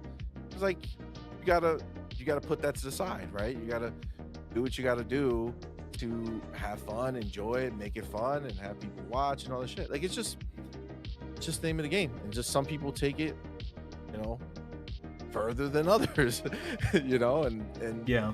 obviously we know if you watch, we obviously all watch this stuff, and you see the people in the communities who are most known, right? And typically they're most known because they have the most kind of uh was it trivial? No, word that you're like getting people riled up. There's I don't know why I'm blanking on the word. Uh, Um I know. I think I know what you're talking Yeah, about. there's a word I was gonna say, and then I lost the word. But it's the people who are out there making waves, right? So their Yes. name gets out there, G and every waves. time they they G waves. There you go. Every time they say something stupid, and an Xbox guy retweets it and said, "Look at this dumbass." Well, what you just did was you did exactly what he was hoping, was that you exposed him to more people, and maybe you think he's a dumbass, but somebody on your timeline might see that and be like, "Actually, kind of feel that same way," and then they go and they start following him, or they watch him, and then he gets more exposure, right? Like that's the idea. That's why a lot of these people do this, right? That's why a lot of the voices that we know to be big and popular, right, they're typically one side, right? Yeah.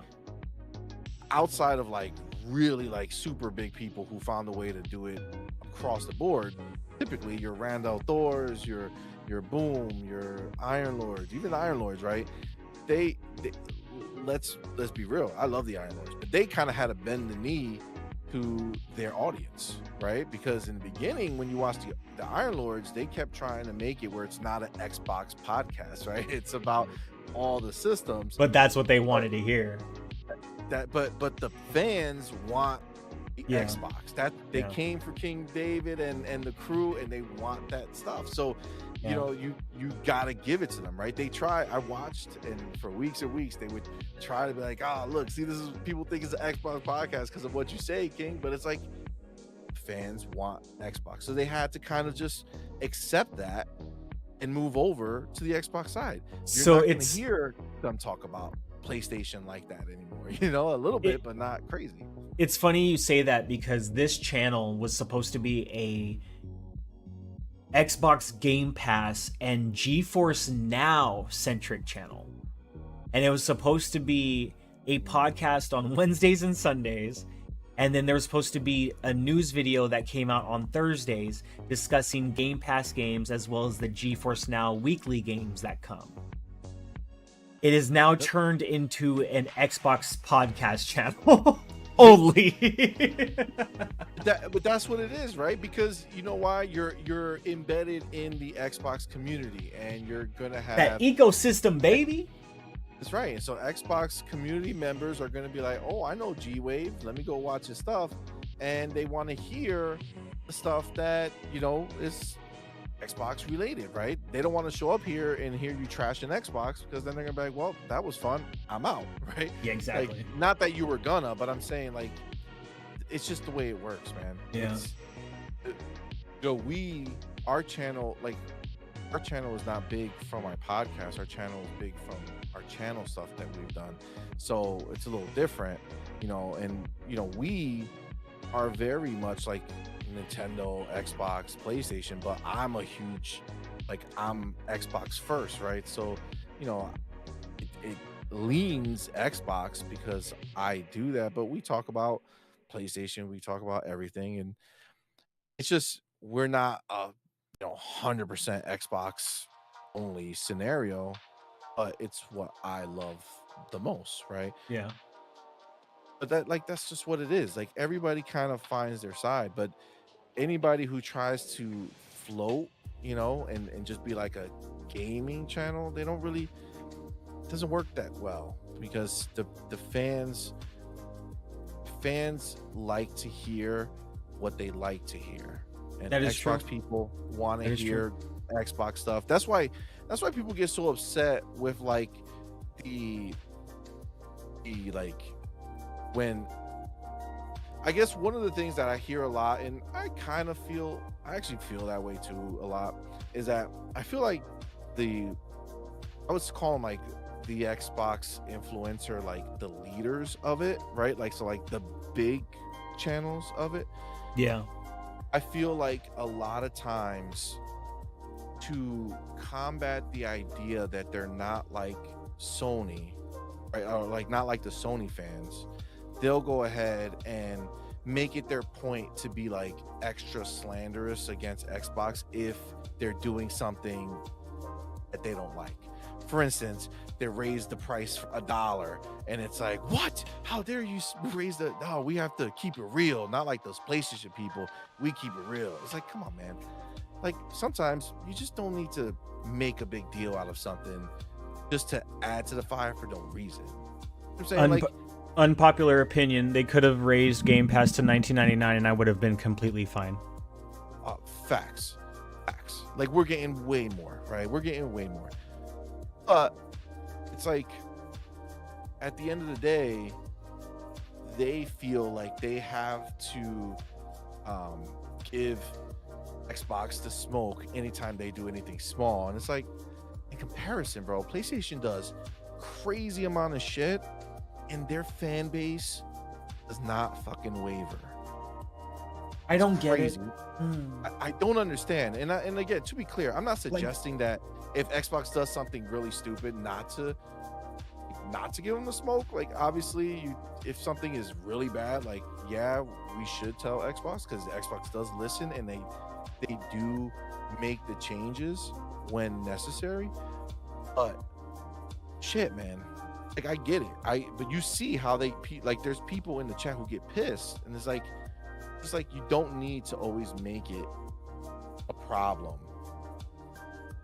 because of the scenario where PlayStation fans are just going to take that and take it further, you know, and just be like, look, even them themselves are saying that Xbox is shit here and shit here, because they're going to amplify it. They're going to take whatever you do and push it further, right? Yeah. So I don't know. I don't know how we got onto this topic, but it is interesting. Me either. But it's a good is conversation though. Yeah, it's interesting for sure.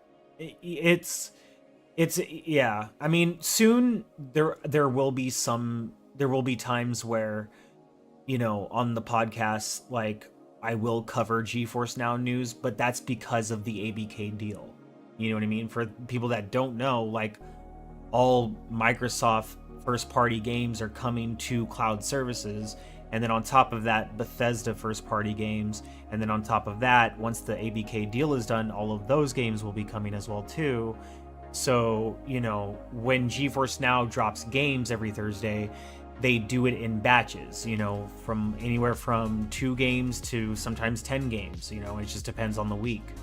And at the beginning of the month, each month, they drop a news blog where they let you know the majority of the games are coming for the month. And, you know, usually there's a bunch of surprises in between those. So, you know, we'll be covering that because obviously I'm subscribed to the RTX 4080 tier. So I'm going to be wanting to test Forza Horizon 5 on there, you know, testing like Starfield, like, you know, just the list goes on. So it's gonna be awesome. So we'll cover it, but as far as being like a Game Pass GeForce Now channel, that's in the trash bin.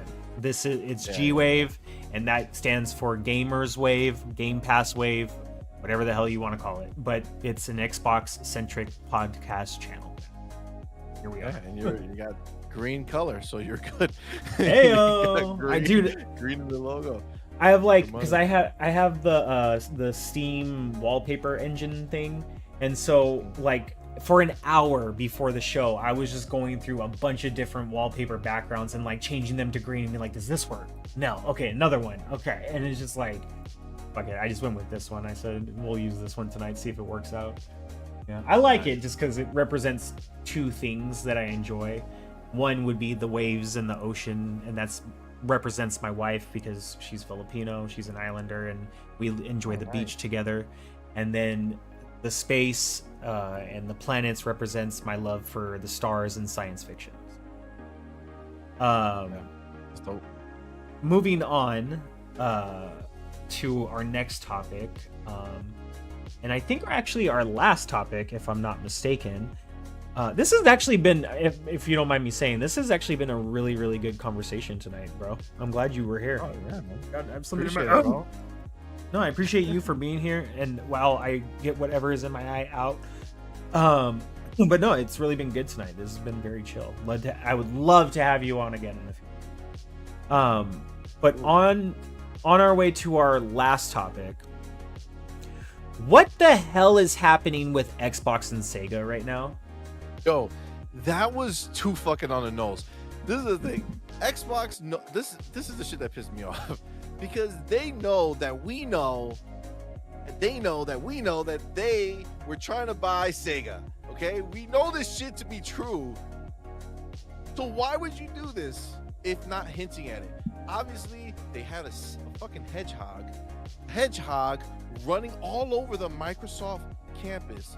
Now, okay, hedgehog, you can look at it as you're buying Sega, or maybe as in one of the shots in the Microsoft campus, you look up and up in the glass area, you see it says Xbox Game Pass.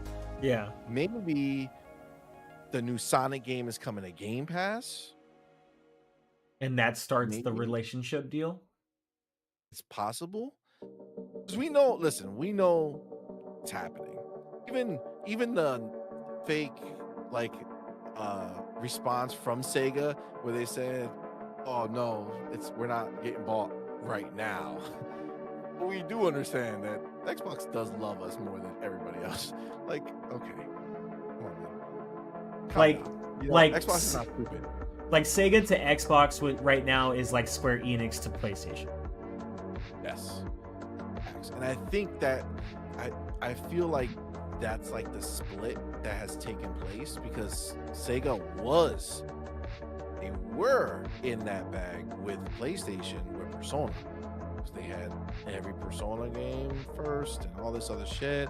So like they were there, but I feel like Xbox showed Sega how much they wanted them and what they were willing to do to get them. And you know, it's like if you have a girl who has two guys and one is just using them for their stuff but not giving them anything real in return, whereas the other guy is coming and is just pursuing them and really wants her to be with him. That's Xbox is like, come on, I'll do whatever you need. You know, I'll make it work, I'll make it happen. Whereas Sony's like, no, you come here because you know I'm good. Yeah, because Sony's the asshole. Sometimes Sony wins and always gets the girl, and Xbox got to turn around and walk away and go back home and then tell his friends, no, I'm good, homie. I'm not trying to say that this was my life or anything like that, you know, maybe 6 or 7, 18 years ago, but I'm just saying, you know what I'm saying? It's hard times out here for a pimp. Damn! Oh, God. Oh, shit. I'm sorry. I'm sorry. I blacked out for a second. I didn't mean to get too personal. What happened? That's hilarious. Hilarious. Go ahead. Continue. Over. You know what I'm saying? Like Sega got brought over. Like Sega knows who wants them for real. Who's not just using them, right? Like Xbox wants to put a ring on it. Now, if Sega didn't know, now they know because they saw the document too, just like everybody else. And this is out there, man. And obviously, they made that deal for the Super game, right? And then we've been getting Personas. That shit they didn't just flip a switch and do that. They've worked on that for a while. So you gotta imagine that Phil had those conversations, and I think Phil was probably looking to do it. I think the problem that Phil had was that these two acquisitions were forced on him, meaning Bethesda he had to do it because that was the only way he was going to get Starfield and get rid of that whole nonsense. So that opportunity arose. He couldn't let it pass. He had to do it. So whatever he was working on at that time had to stop because he needed to get Bethesda. Then ABK comes up. Like, you can't pass that shit up. So anything that, if he was working with Sega or like talking to them, trying to get that going, and then ABK popped up, it's like, well, we have to stop that because we need to buy ABK. You know what I'm saying? So he's been in the position for the last, you figure, what, since 2020, right? It was right before pre-orders went live that they announced they're going to buy Bethesda.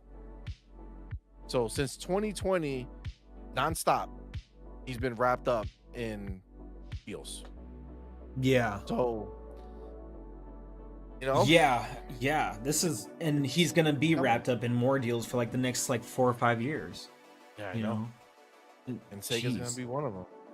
Sega's gonna be one of them, and I hope he gets Warner Brothers. I really want them. I want him to buy the whole company though, not just the gaming division. No. Buy them all. So we own the DC licenses. Ours. We own, well, I think they own Harry Potter. We own it. After that Harry Potter game, did you play that? Hogwarts Legacy? No, I'm still waiting. I'm going to play it because I loved Harry Potter, you know, growing up and whatnot. So good, bro. So good. Yeah, I'm still waiting for like a really good ass sale or Game Pass. But you know, I'm holding out for Game Pass. It has to come. Yeah, Game Pass is so great, bro. I don't know how people are out here wanting to like buy games. I hate buying games because it's like, dude, Game Pass is fucking amazing.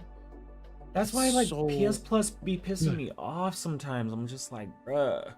Like, it's so stupid. It's so stupid. And anybody, oh my god, you know what? I can't wait for the day that Sony finally bends the knee and puts their first party games into their subscription. Dude, facts. Because I want to see all the people who are gonna unsubscribe from PlayStation because they're giving their games day and date. I want to see all of them. Just just salty as shit. Just, you know, fuck.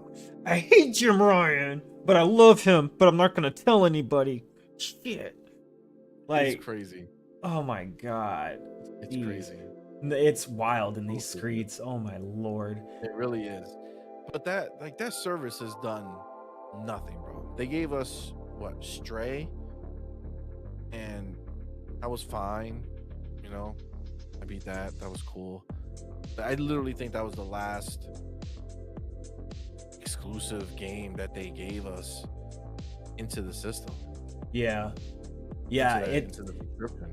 Yeah, it's, and on top of that, like the UI of the app is literally the same UI as the PS Now app. Not updated at all whatsoever. It and like, is there not a team inside of that company that looks at what they have and is like, we can make this better? You know what I mean? Like, why can't you give a PS5 similar UI to the PC app? You know what I mean? You would think that they would. You know what I'm saying? You would think that they would, and it's so easy to see, but I gotta imagine that like that time is coming, right? Like, yeah.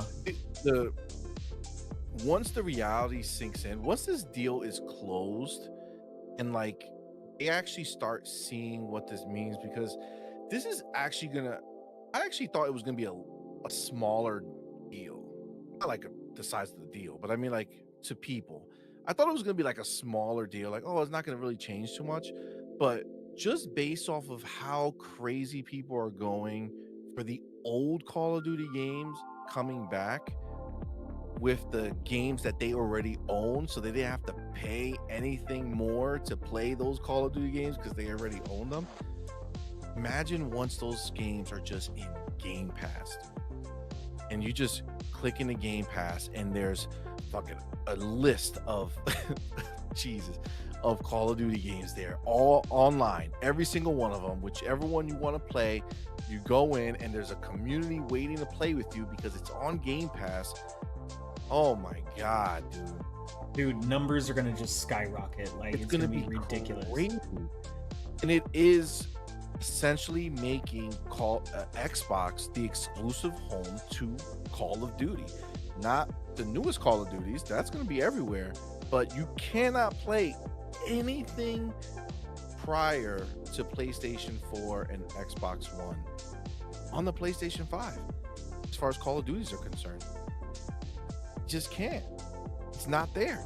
So they are the exclusive home of all the classic Call of Duty games that we all know and love, and they play better than ever on a Series X or a Series S. Like I literally know, I literally know people that only buy a PlayStation for Call of Duty and Mortal Kombat. That's why they buy a PlayStation. And I said to one of them recently, I'm like, just buy an Xbox. Yeah, crossplay is enabled, baby.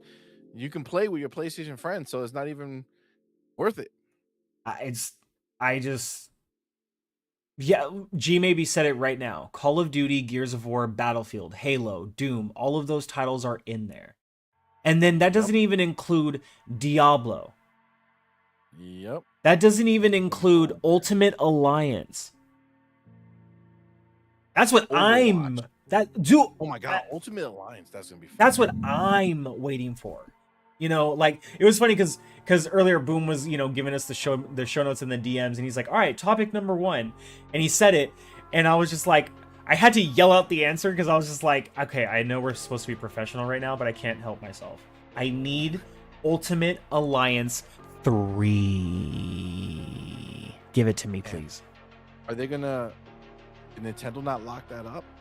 So if, as far as I know, because Ultimate Alliance 1 and 2 are on the Microsoft Store, but they're listed as currently unavailable.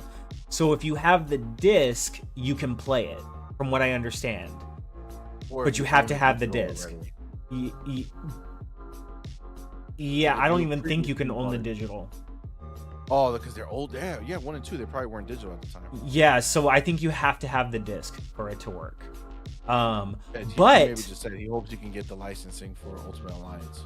So here's the thing though, and somebody else on Twitter noticed that Ultimate Alliance 1 and 2 shows up in the Microsoft Store, and it says like they're getting ready. It's listed as currently unavailable. They're so smart, dude. They're gonna fucking bring those back plus this one. And there's nothing listed on either game that says you have to have the disc in order to play this game. It just says currently unavailable. I think it says coming soon maybe or something like that. But yeah, the way it's listed, it's like they're gonna turn the lights on soon. It feels like it. Yeah. Bruh. Wow. Ultimate Alliance 1 and 2, bro. That's wild. I'd live stream the shit out of that. Let's go. Yo, for real. Oh my god. That would be epic. I think they can get the licensing for it. Because as far as I know, Ultimate Alliance is straight up ABK. Like that's not. As far as I know, that's not hindered by Marvel or they just gotta pay. You know what I'm saying? They just gotta pay for the license and they're good to go. I could be wrong. G, maybe do your research. I could be wrong, but as far as I know, Ultimate Alliance isn't tied up. Like all they need to do is just turn on the Switch. Like they did for these COD games. God damn. Actually, we do have, before we head out of here, we actually do have one more topic I wanted to get into really quick. I don't have the article in front of me, but I wanted to get your take on this before we head out. Jim Ryan wants more gamers to play his games. Well, no fucking shit. I know. If you didn't restrict them to one platform, sir. Seriously. Does it like it's Final just Fantasy so 16? The obvious answer is there. Just fucking open it up, put it on PC. Put it on PC. So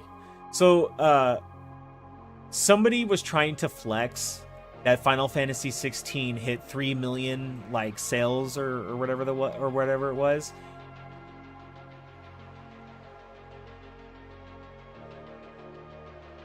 This is Final Fantasy. That's not a flex to me. It's You not know a what? flex. You That's know what's so a low. flex? You know what's a flex? A brand new game by Capcom that was only marketed a few months ago that just hit 1 million. That is a fucking flex. Exoprimal is a fucking flex. You telling me that Final Fantasy 16 hit 3 million in a week is not a fucking flex. I don't care who you are. I don't care what you say. It is not a flex. What? Give me your take, brother. Tell me. No, I'm 100% in the same boat. It's not a flex in any way, shape, or form. If you want more people to play your game, stop talking about it and do it. Just make it 10 so. million at least. Like first of all, Final Fantasy's out here melting PlayStation 5s. Okay, it shut down my shit 4 times live on stream. You're lying. Okay? No, you gotta go. I didn't see that. Are you serious? Oh yes, look it up. The first time we streamed it, it died once. The next time we streamed it, it died 3 times, and then we switched to Diablo. So if you look at my list of videos of live streams we did, the last Diablo video thumbnail that you see was actually a Final Fantasy stream that we turned into it. I'm pretty sure. I'm so sorry for your loss. Yeah, it was fucking crazy. No, the PlayStation 5's here, but it just died like 50 times. May that SSD rest in peace. The SSD, hold on, that's so required that Ratchet and Clank can run on the slowest. Oh my god, bro! Just put Ratchet and Clank on xCloud and call it a day. Ugh. At this point, might as well. As well. She maybe said Spider-Man is in it, so would Sony have a say? I don't think Sony doesn't own the exclusive rights to Spider-Man. The only time Spider-Man was game, only in the movies they have the exclusive rights to. Yeah, my dad works in the film industry. He's retired now, but yes, Spider-Man through Sony in the film industry, they have the rights to Spider-Man. That's why Sony is in partnership with Marvel when it comes to using Spider-Man in the recent movies. As far as the games are concerned, Sony is just Sony, and that's why they get to use Spider-Man. And that's why there was that whole debacle with what was it, the Spider-Man character for was it Marvel's Avengers? So I thought that was blasphemy. I thought that was absolutely stupid. Ridiculous. That happened. And that's why Ultimate Alliance shouldn't be an issue, because when the game came out, there wasn't an exclusive right at the time, like how there is. No, or not an exclusive. You know what I mean? Like, it's just not the way that it is now when it comes to the use of the character in video games. You know what I mean? Yeah. They don't own Spider-Man. They just own the movie rights to Spider-Man. Yeah, like my thing is, if Sony has the right to be the only ones to make a mainline Spider-Man game, okay, cool, we'll do whatever. But other publishers should be allowed to make a Marvel game that has Spider-Man in it, and Sony should not have any say on if they get to use that character, nor should they get a royalty on that. Marvel's Midnight Suns. You know what I mean? So yeah, he's in there, right? Yeah, that's what I'm saying. We have plenty of examples. Marvel Midnight Sun and Ultimate Alliance being the two that he's in there. So, G maybe says SSD equals Sony self-destruct in 3, 2, 1. Seriously. Man, yo, what a joke. You remember back when they were when Mark Cerny was up there showing us how, man, the SSD is so fast that we don't even have to have the game world streamed in. They can literally stream in the game world as you turn your character, boom boom boom, it'll load in. That's how fast it is. Oh my god, what a waste. There has been nothing. I knew that was a crock of shit the first time I saw it, because let's be honest, What?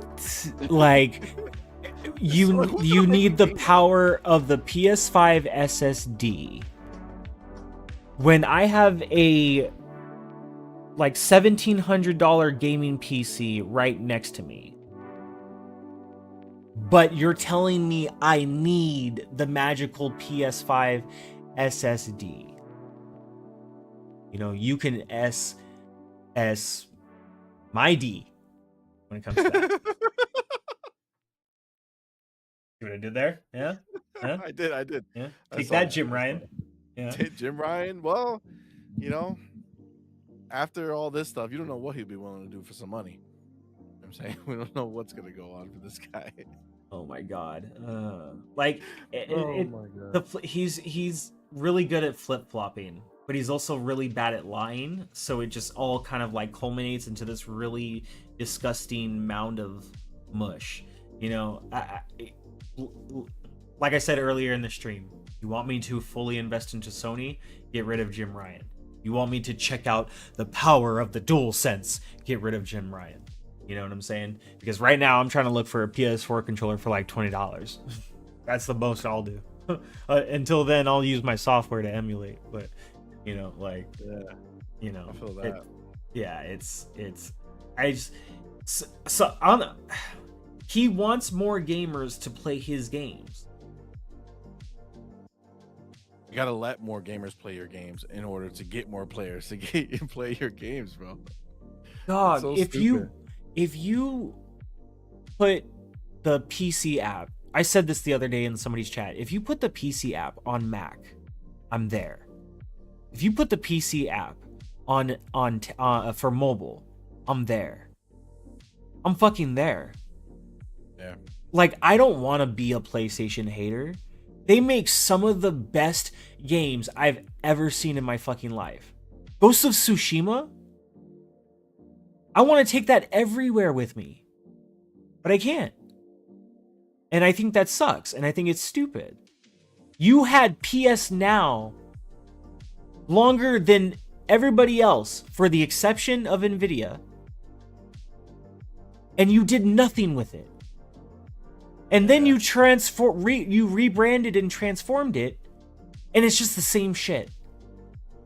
Like, what the fuck? They've been that's to show you, Microsoft has done more with cloud gaming in a short amount of time that they've been doing it than Sony ever had, and they've owned Gaikai forever. And then not only did they bought out Gaikai, but they also bought out what was left of On Live. You remember On Live? Did you fuck with Yeah. On Live when it came out? I knew about it, but I don't think I used it. Oh, No. I was in on it, bro. In on it. I went to New York. They had they were there. So they had like there was like this little place where they were just doing it was like a little tech show. It was very small, and they were there, and you know, they gave you the remote and just had you play, and it blew my mind that we were able to stream these games at this quality with this responsiveness. I was all in, dude. Once that came out, I started buying all my games through them. Oh my god, I was so kind of sad. Like, I had the console, I had the remotes. It was so I still wish that one of these console makers would do what they did. When you turned on the system, the whole screen was live gameplay of everybody playing. So there was just a bunch of squares on the screen, and those squares were gameplay of games that people were playing. That's sick. It just randomly put everybody's shit there. So you saw this big wall, and you can go and click on the game, and it would take you to it. And if they were playing multiplayer, it would take you to them. That's sick. It was so dope, yo. So ahead of its time. It's not even funny. Not even funny. It was so dope. I loved it. So I've been on Stadia was ahead of its time. Stadia, the only problem Stadia had was that it was you couldn't come into this market as a Stadia online only streaming service where you had to buy the individual game. Well, Couldn't. the problem is because I used Stadia for a long time. I didn't mind that they had a storefront because they had Stadia Pro, and Stadia Pro was like the Game Pass version, for Stadia. Mhm. And the It's just so light. problem, that was the problem is they weren't adding the games, and it was even said during the hearing, from the guy that used to, work for Stadia, Mhm. that they weren't bringing the games that would have moved the needle, that the people were actually asking for, that use the fucking platform. Yeah, And man. that's what hurt them. The other thing that really hurt them was the community itself, not just the company, because when they had to close SG&E, it was like you had half of the community be like all of a sudden give up, and it's like, bro, they just closed down a studio because they realized they couldn't maintain the studio. That has nothing to do with the platform. Can we just focus on the platform? But everybody like all of a sudden wanted to go like left field with their takes and their ideas and shit, that so many people, so many Stadians ended up turning into PlayStation fanboys for Stadia. Like, which is so stupid because I remember the very beginning of Stadia, once it was officially like Stadia and it wasn't like the old name that they had at first when they were testing it. But when it was officially finally Stadia, like everyone in the community hated fanboys. Everybody was telling everybody like, yo, like, we don't want no fanboys here. It's all love. This is a growing platform. Let's all grow it. If you're a content creator, yo, everybody support everybody. Whoop do whatever. SG&E gets shut down, and half of them become PS fanboys. That's It was crazy. so fucking sad, bro. I feel That's like crazy. that's a big reason that Stadia died. Because I'll be very honest with you, yes, the platform maybe wasn't getting all the games it needed right away and when it should have, but if half the people didn't shit themselves over what happened, more people would have actually have been interested in the platform. Instead, the platform got a bad rap because you had a whole bunch of people talking left out of their ass, not knowing what they were saying half the time. And then you had people like me that had to defend, but then it was like, oh, you're a Stadia fanboy, huh? And it's like, no, I'm just telling the truth about the platform because I use it. The Yep. Stadia fanboys are the ones that are like fighting and arguing with everybody right now, and saying the dumb shit like, oh, we love Stadia, but this platform's gonna die because of SG&E. What? Yeah. It's it's sad that Google didn't just stick with it, and like it's just Phil like Harrison killed Stadia. Oh well, Xbox killed Stadia. We got Xbox killed somebody. They bought Bethesda, and Stadia. Google said we're not spending money like that, dude. Bro, all Google had to do was wait 1 month, and they could have got that 10-year deal just like GeForce Now did. Ain't that some shit? And then Stadia would have killed Amazon Luna, because then they could have added a Game Pass channel to Stadia where you didn't need to pay extra. You just had the access if you were already a member of Game Pass. And then the Luna wouldn't have gotten that channel, and Luna would have been killed by Google. But Google doesn't know how to think beyond its own ass. Sorry, I had to say that. It's true. It's true. Continue. It sucks because they were gonna do I love the idea of exclusives. They had their studios. They were gonna make exclusive games, focus on just the cloud. Let your mind go, wow, what type of game would that be? What can they do differently that you can't do on local hardware only? Like, there's so much cool shit that could have been done. That's why I'm excited to see what Kojima's game is going to be on Xbox, because that's the game that he was making Stadia, and it's just kind of, he's going to be making it here. So Yeah. I wonder what that's going to look like and what that's going to be. But it's sad that it went. I was in on Stadia since it was Project Spartan.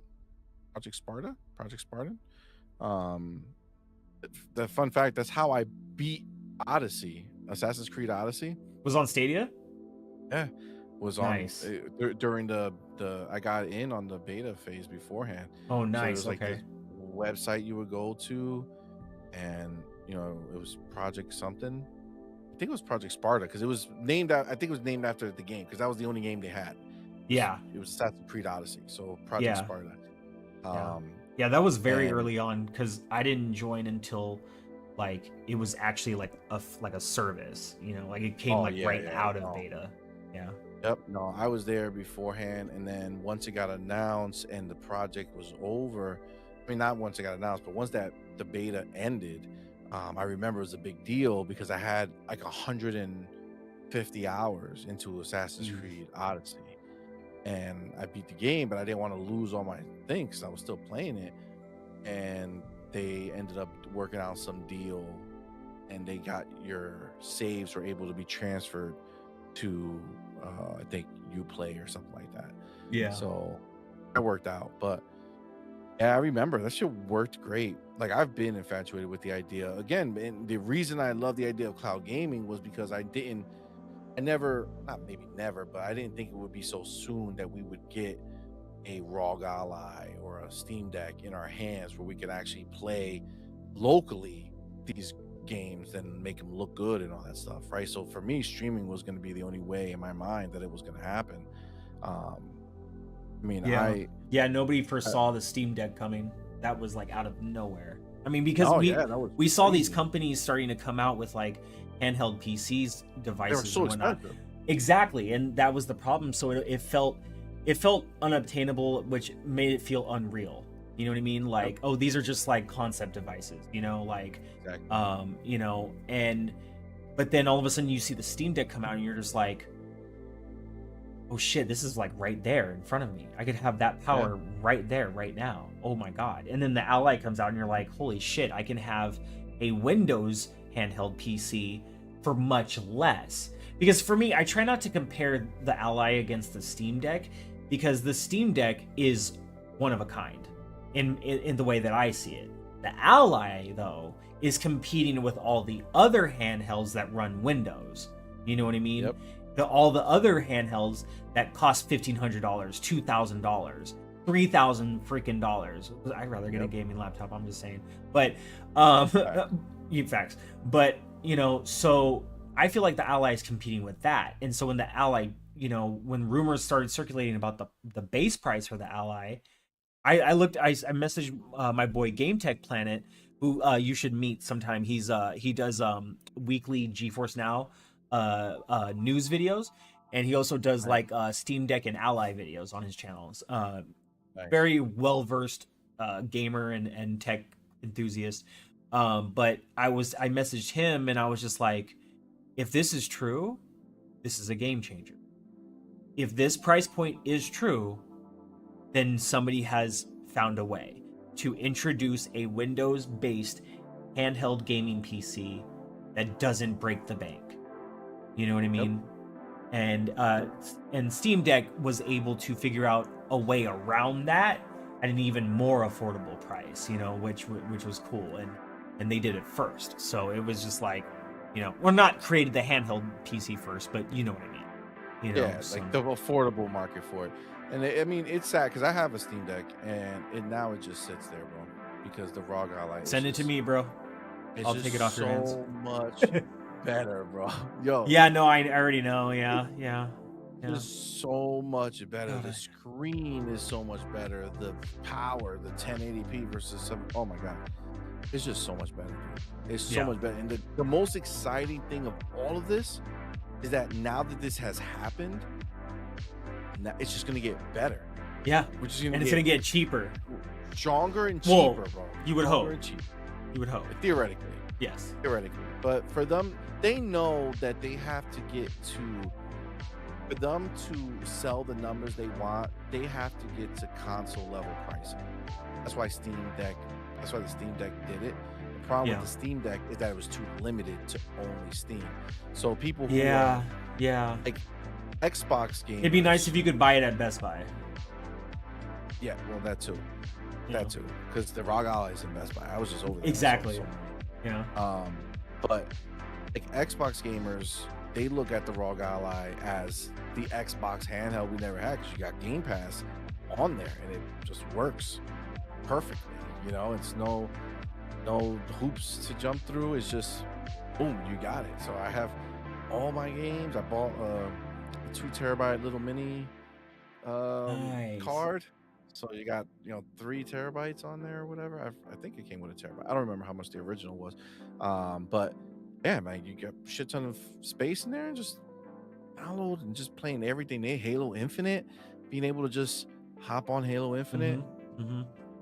It's Yeah. crazy because I get my ass whooped in Halo Infinite on the PC because it's one thing if I'm playing with my controller on the PC and I'm facing those mouse and keyboards, dude. But on the Rogue Ally, man, come on, dude, they smoke me. But it's Yeah. still, I Different. get enough done that I keep the ball moving on my pass. Like on my season. That I'm still ranking up and Yeah. hitting stuff. But man, Yeah, it's like a dream, dude. I feel like before Starfield hits, I want to pick up the 500 528 gigabyte or whatever the hell expansion card for the Series S.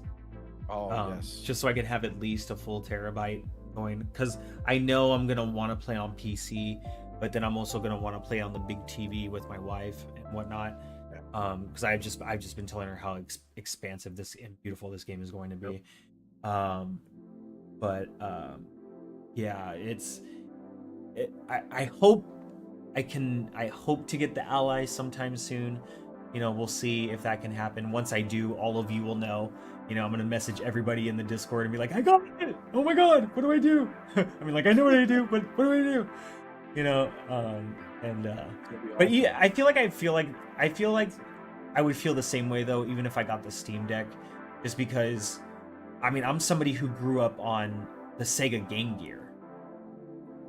Yep. That chunky ass bad boy, that thing that took like God knows how many batteries just to live for 1 hour. My cousin had one, I remember. Man, and me and my sister would go back and forth playing Sonic on that thing. Oh my god. So it's wow. Even back then, it was like, yo, that's crazy that you could play Sonic on your dude. It was Sega Game Gear was goated at the time. It was just such a hog on like power. It was just like, parents didn't want to keep having to go to the store to get so many packs of batteries. But that's why, like, I wouldn't mind having the Steam Deck or the Ally, just because I love this tech, period. But I do know the Ally is that's where it's at for me, for someone like me, and hopefully I can get my hands on one of them soon. We'll see. Yeah, the problem because the Steam Deck, you can run Windows on it, but you have to basically delete all of their engineering that they did to make it run so well for Steam that it's kind of like, it's not worth it. And I've tested Linux on my cloud PC that I have from Maximum Settings over in Canada. I've tested Linux through that way, so it's not like I'm not unfamiliar with how to get other storefronts or games working on SteamOS or the Linux-based platform itself. But the fact that you have to do that workaround and stuff, it can be very daunting and annoying for a lot of consumers out there. For someone like me, I mean, it's like, okay, let's do it. I have a gaming PC, Yeah, it's fun to do. Yeah. I had to do that to get, because on the Steam Deck it doesn't support it natively, but I did the workaround and I was able to get Game Pass, the cloud, so through the browser, through Edge, right?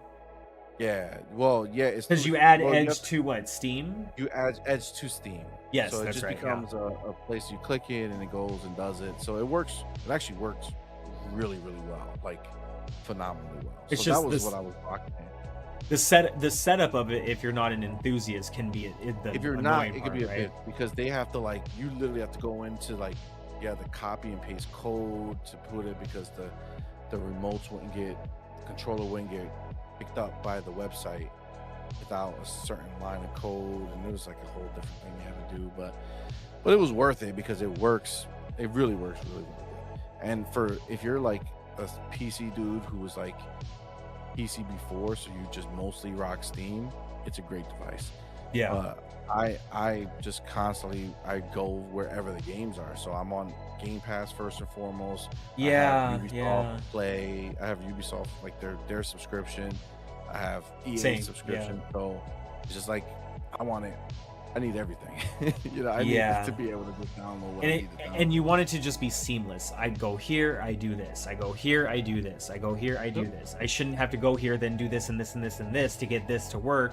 And then if it doesn't work, I got to go back and see what I did wrong and then do it all over again. And then, oh, okay, maybe it works Exactly. now. Yeah, no, I feel Exactly. you on that. Yeah, it's too much of a pain in the ass. And surprisingly, that armory crate for the ROG Ally works really well. Like, that button you put and it just keeps all your games and your things in there. So dope. Every time you play a game, it just puts it right into your armory crate as a direct link. So once you play a game once, it pops up there. You just click it and it'll just open whatever, storefront that it's in. And it just works. So good.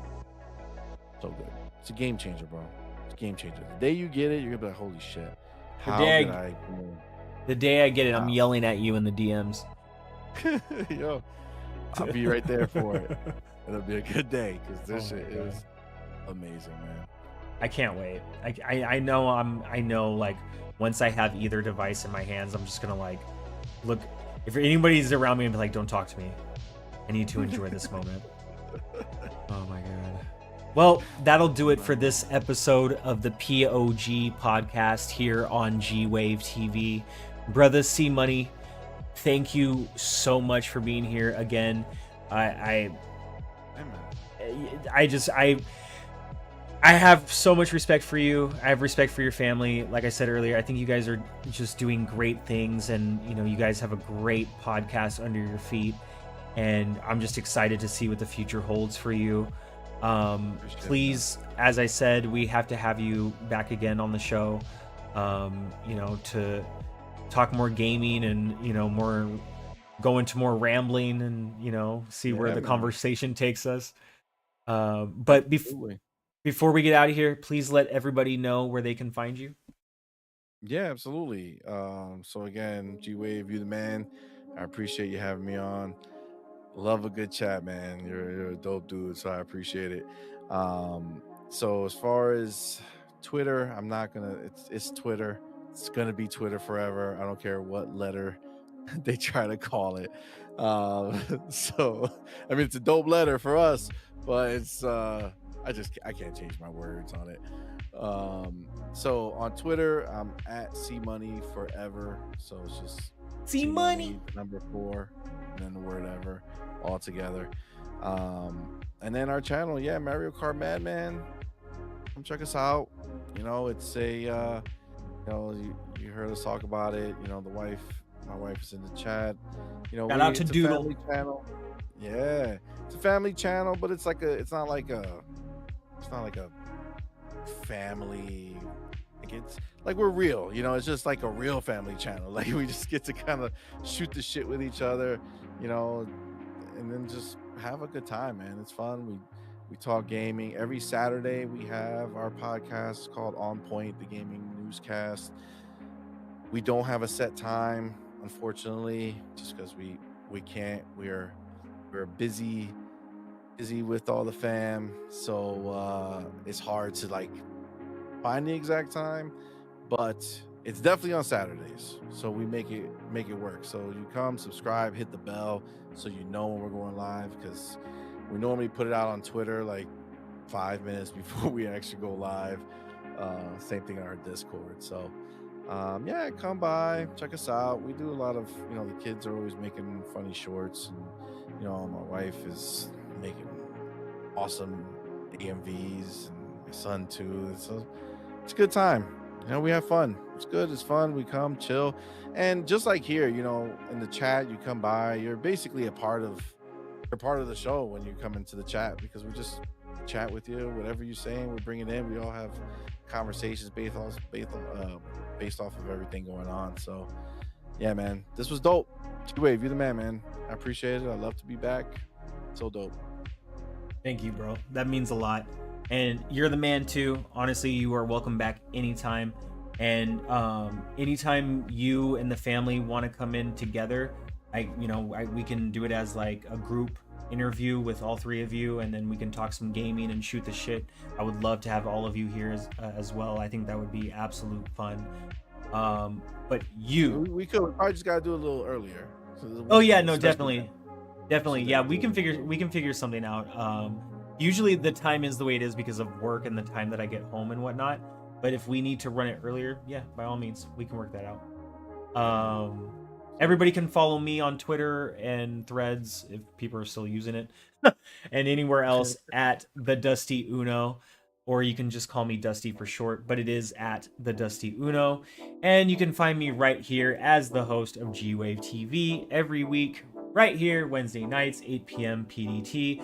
And hopefully soon I will finally be able to do a podcast on a fucking Sunday, because we're supposed to be doing Sundays as well, but that hasn't worked out yet. So that's supposed to be the GIG podcast, which stands for The Grass is Greener, which is not necessarily what you think it stands for, but it has to do with Xbox.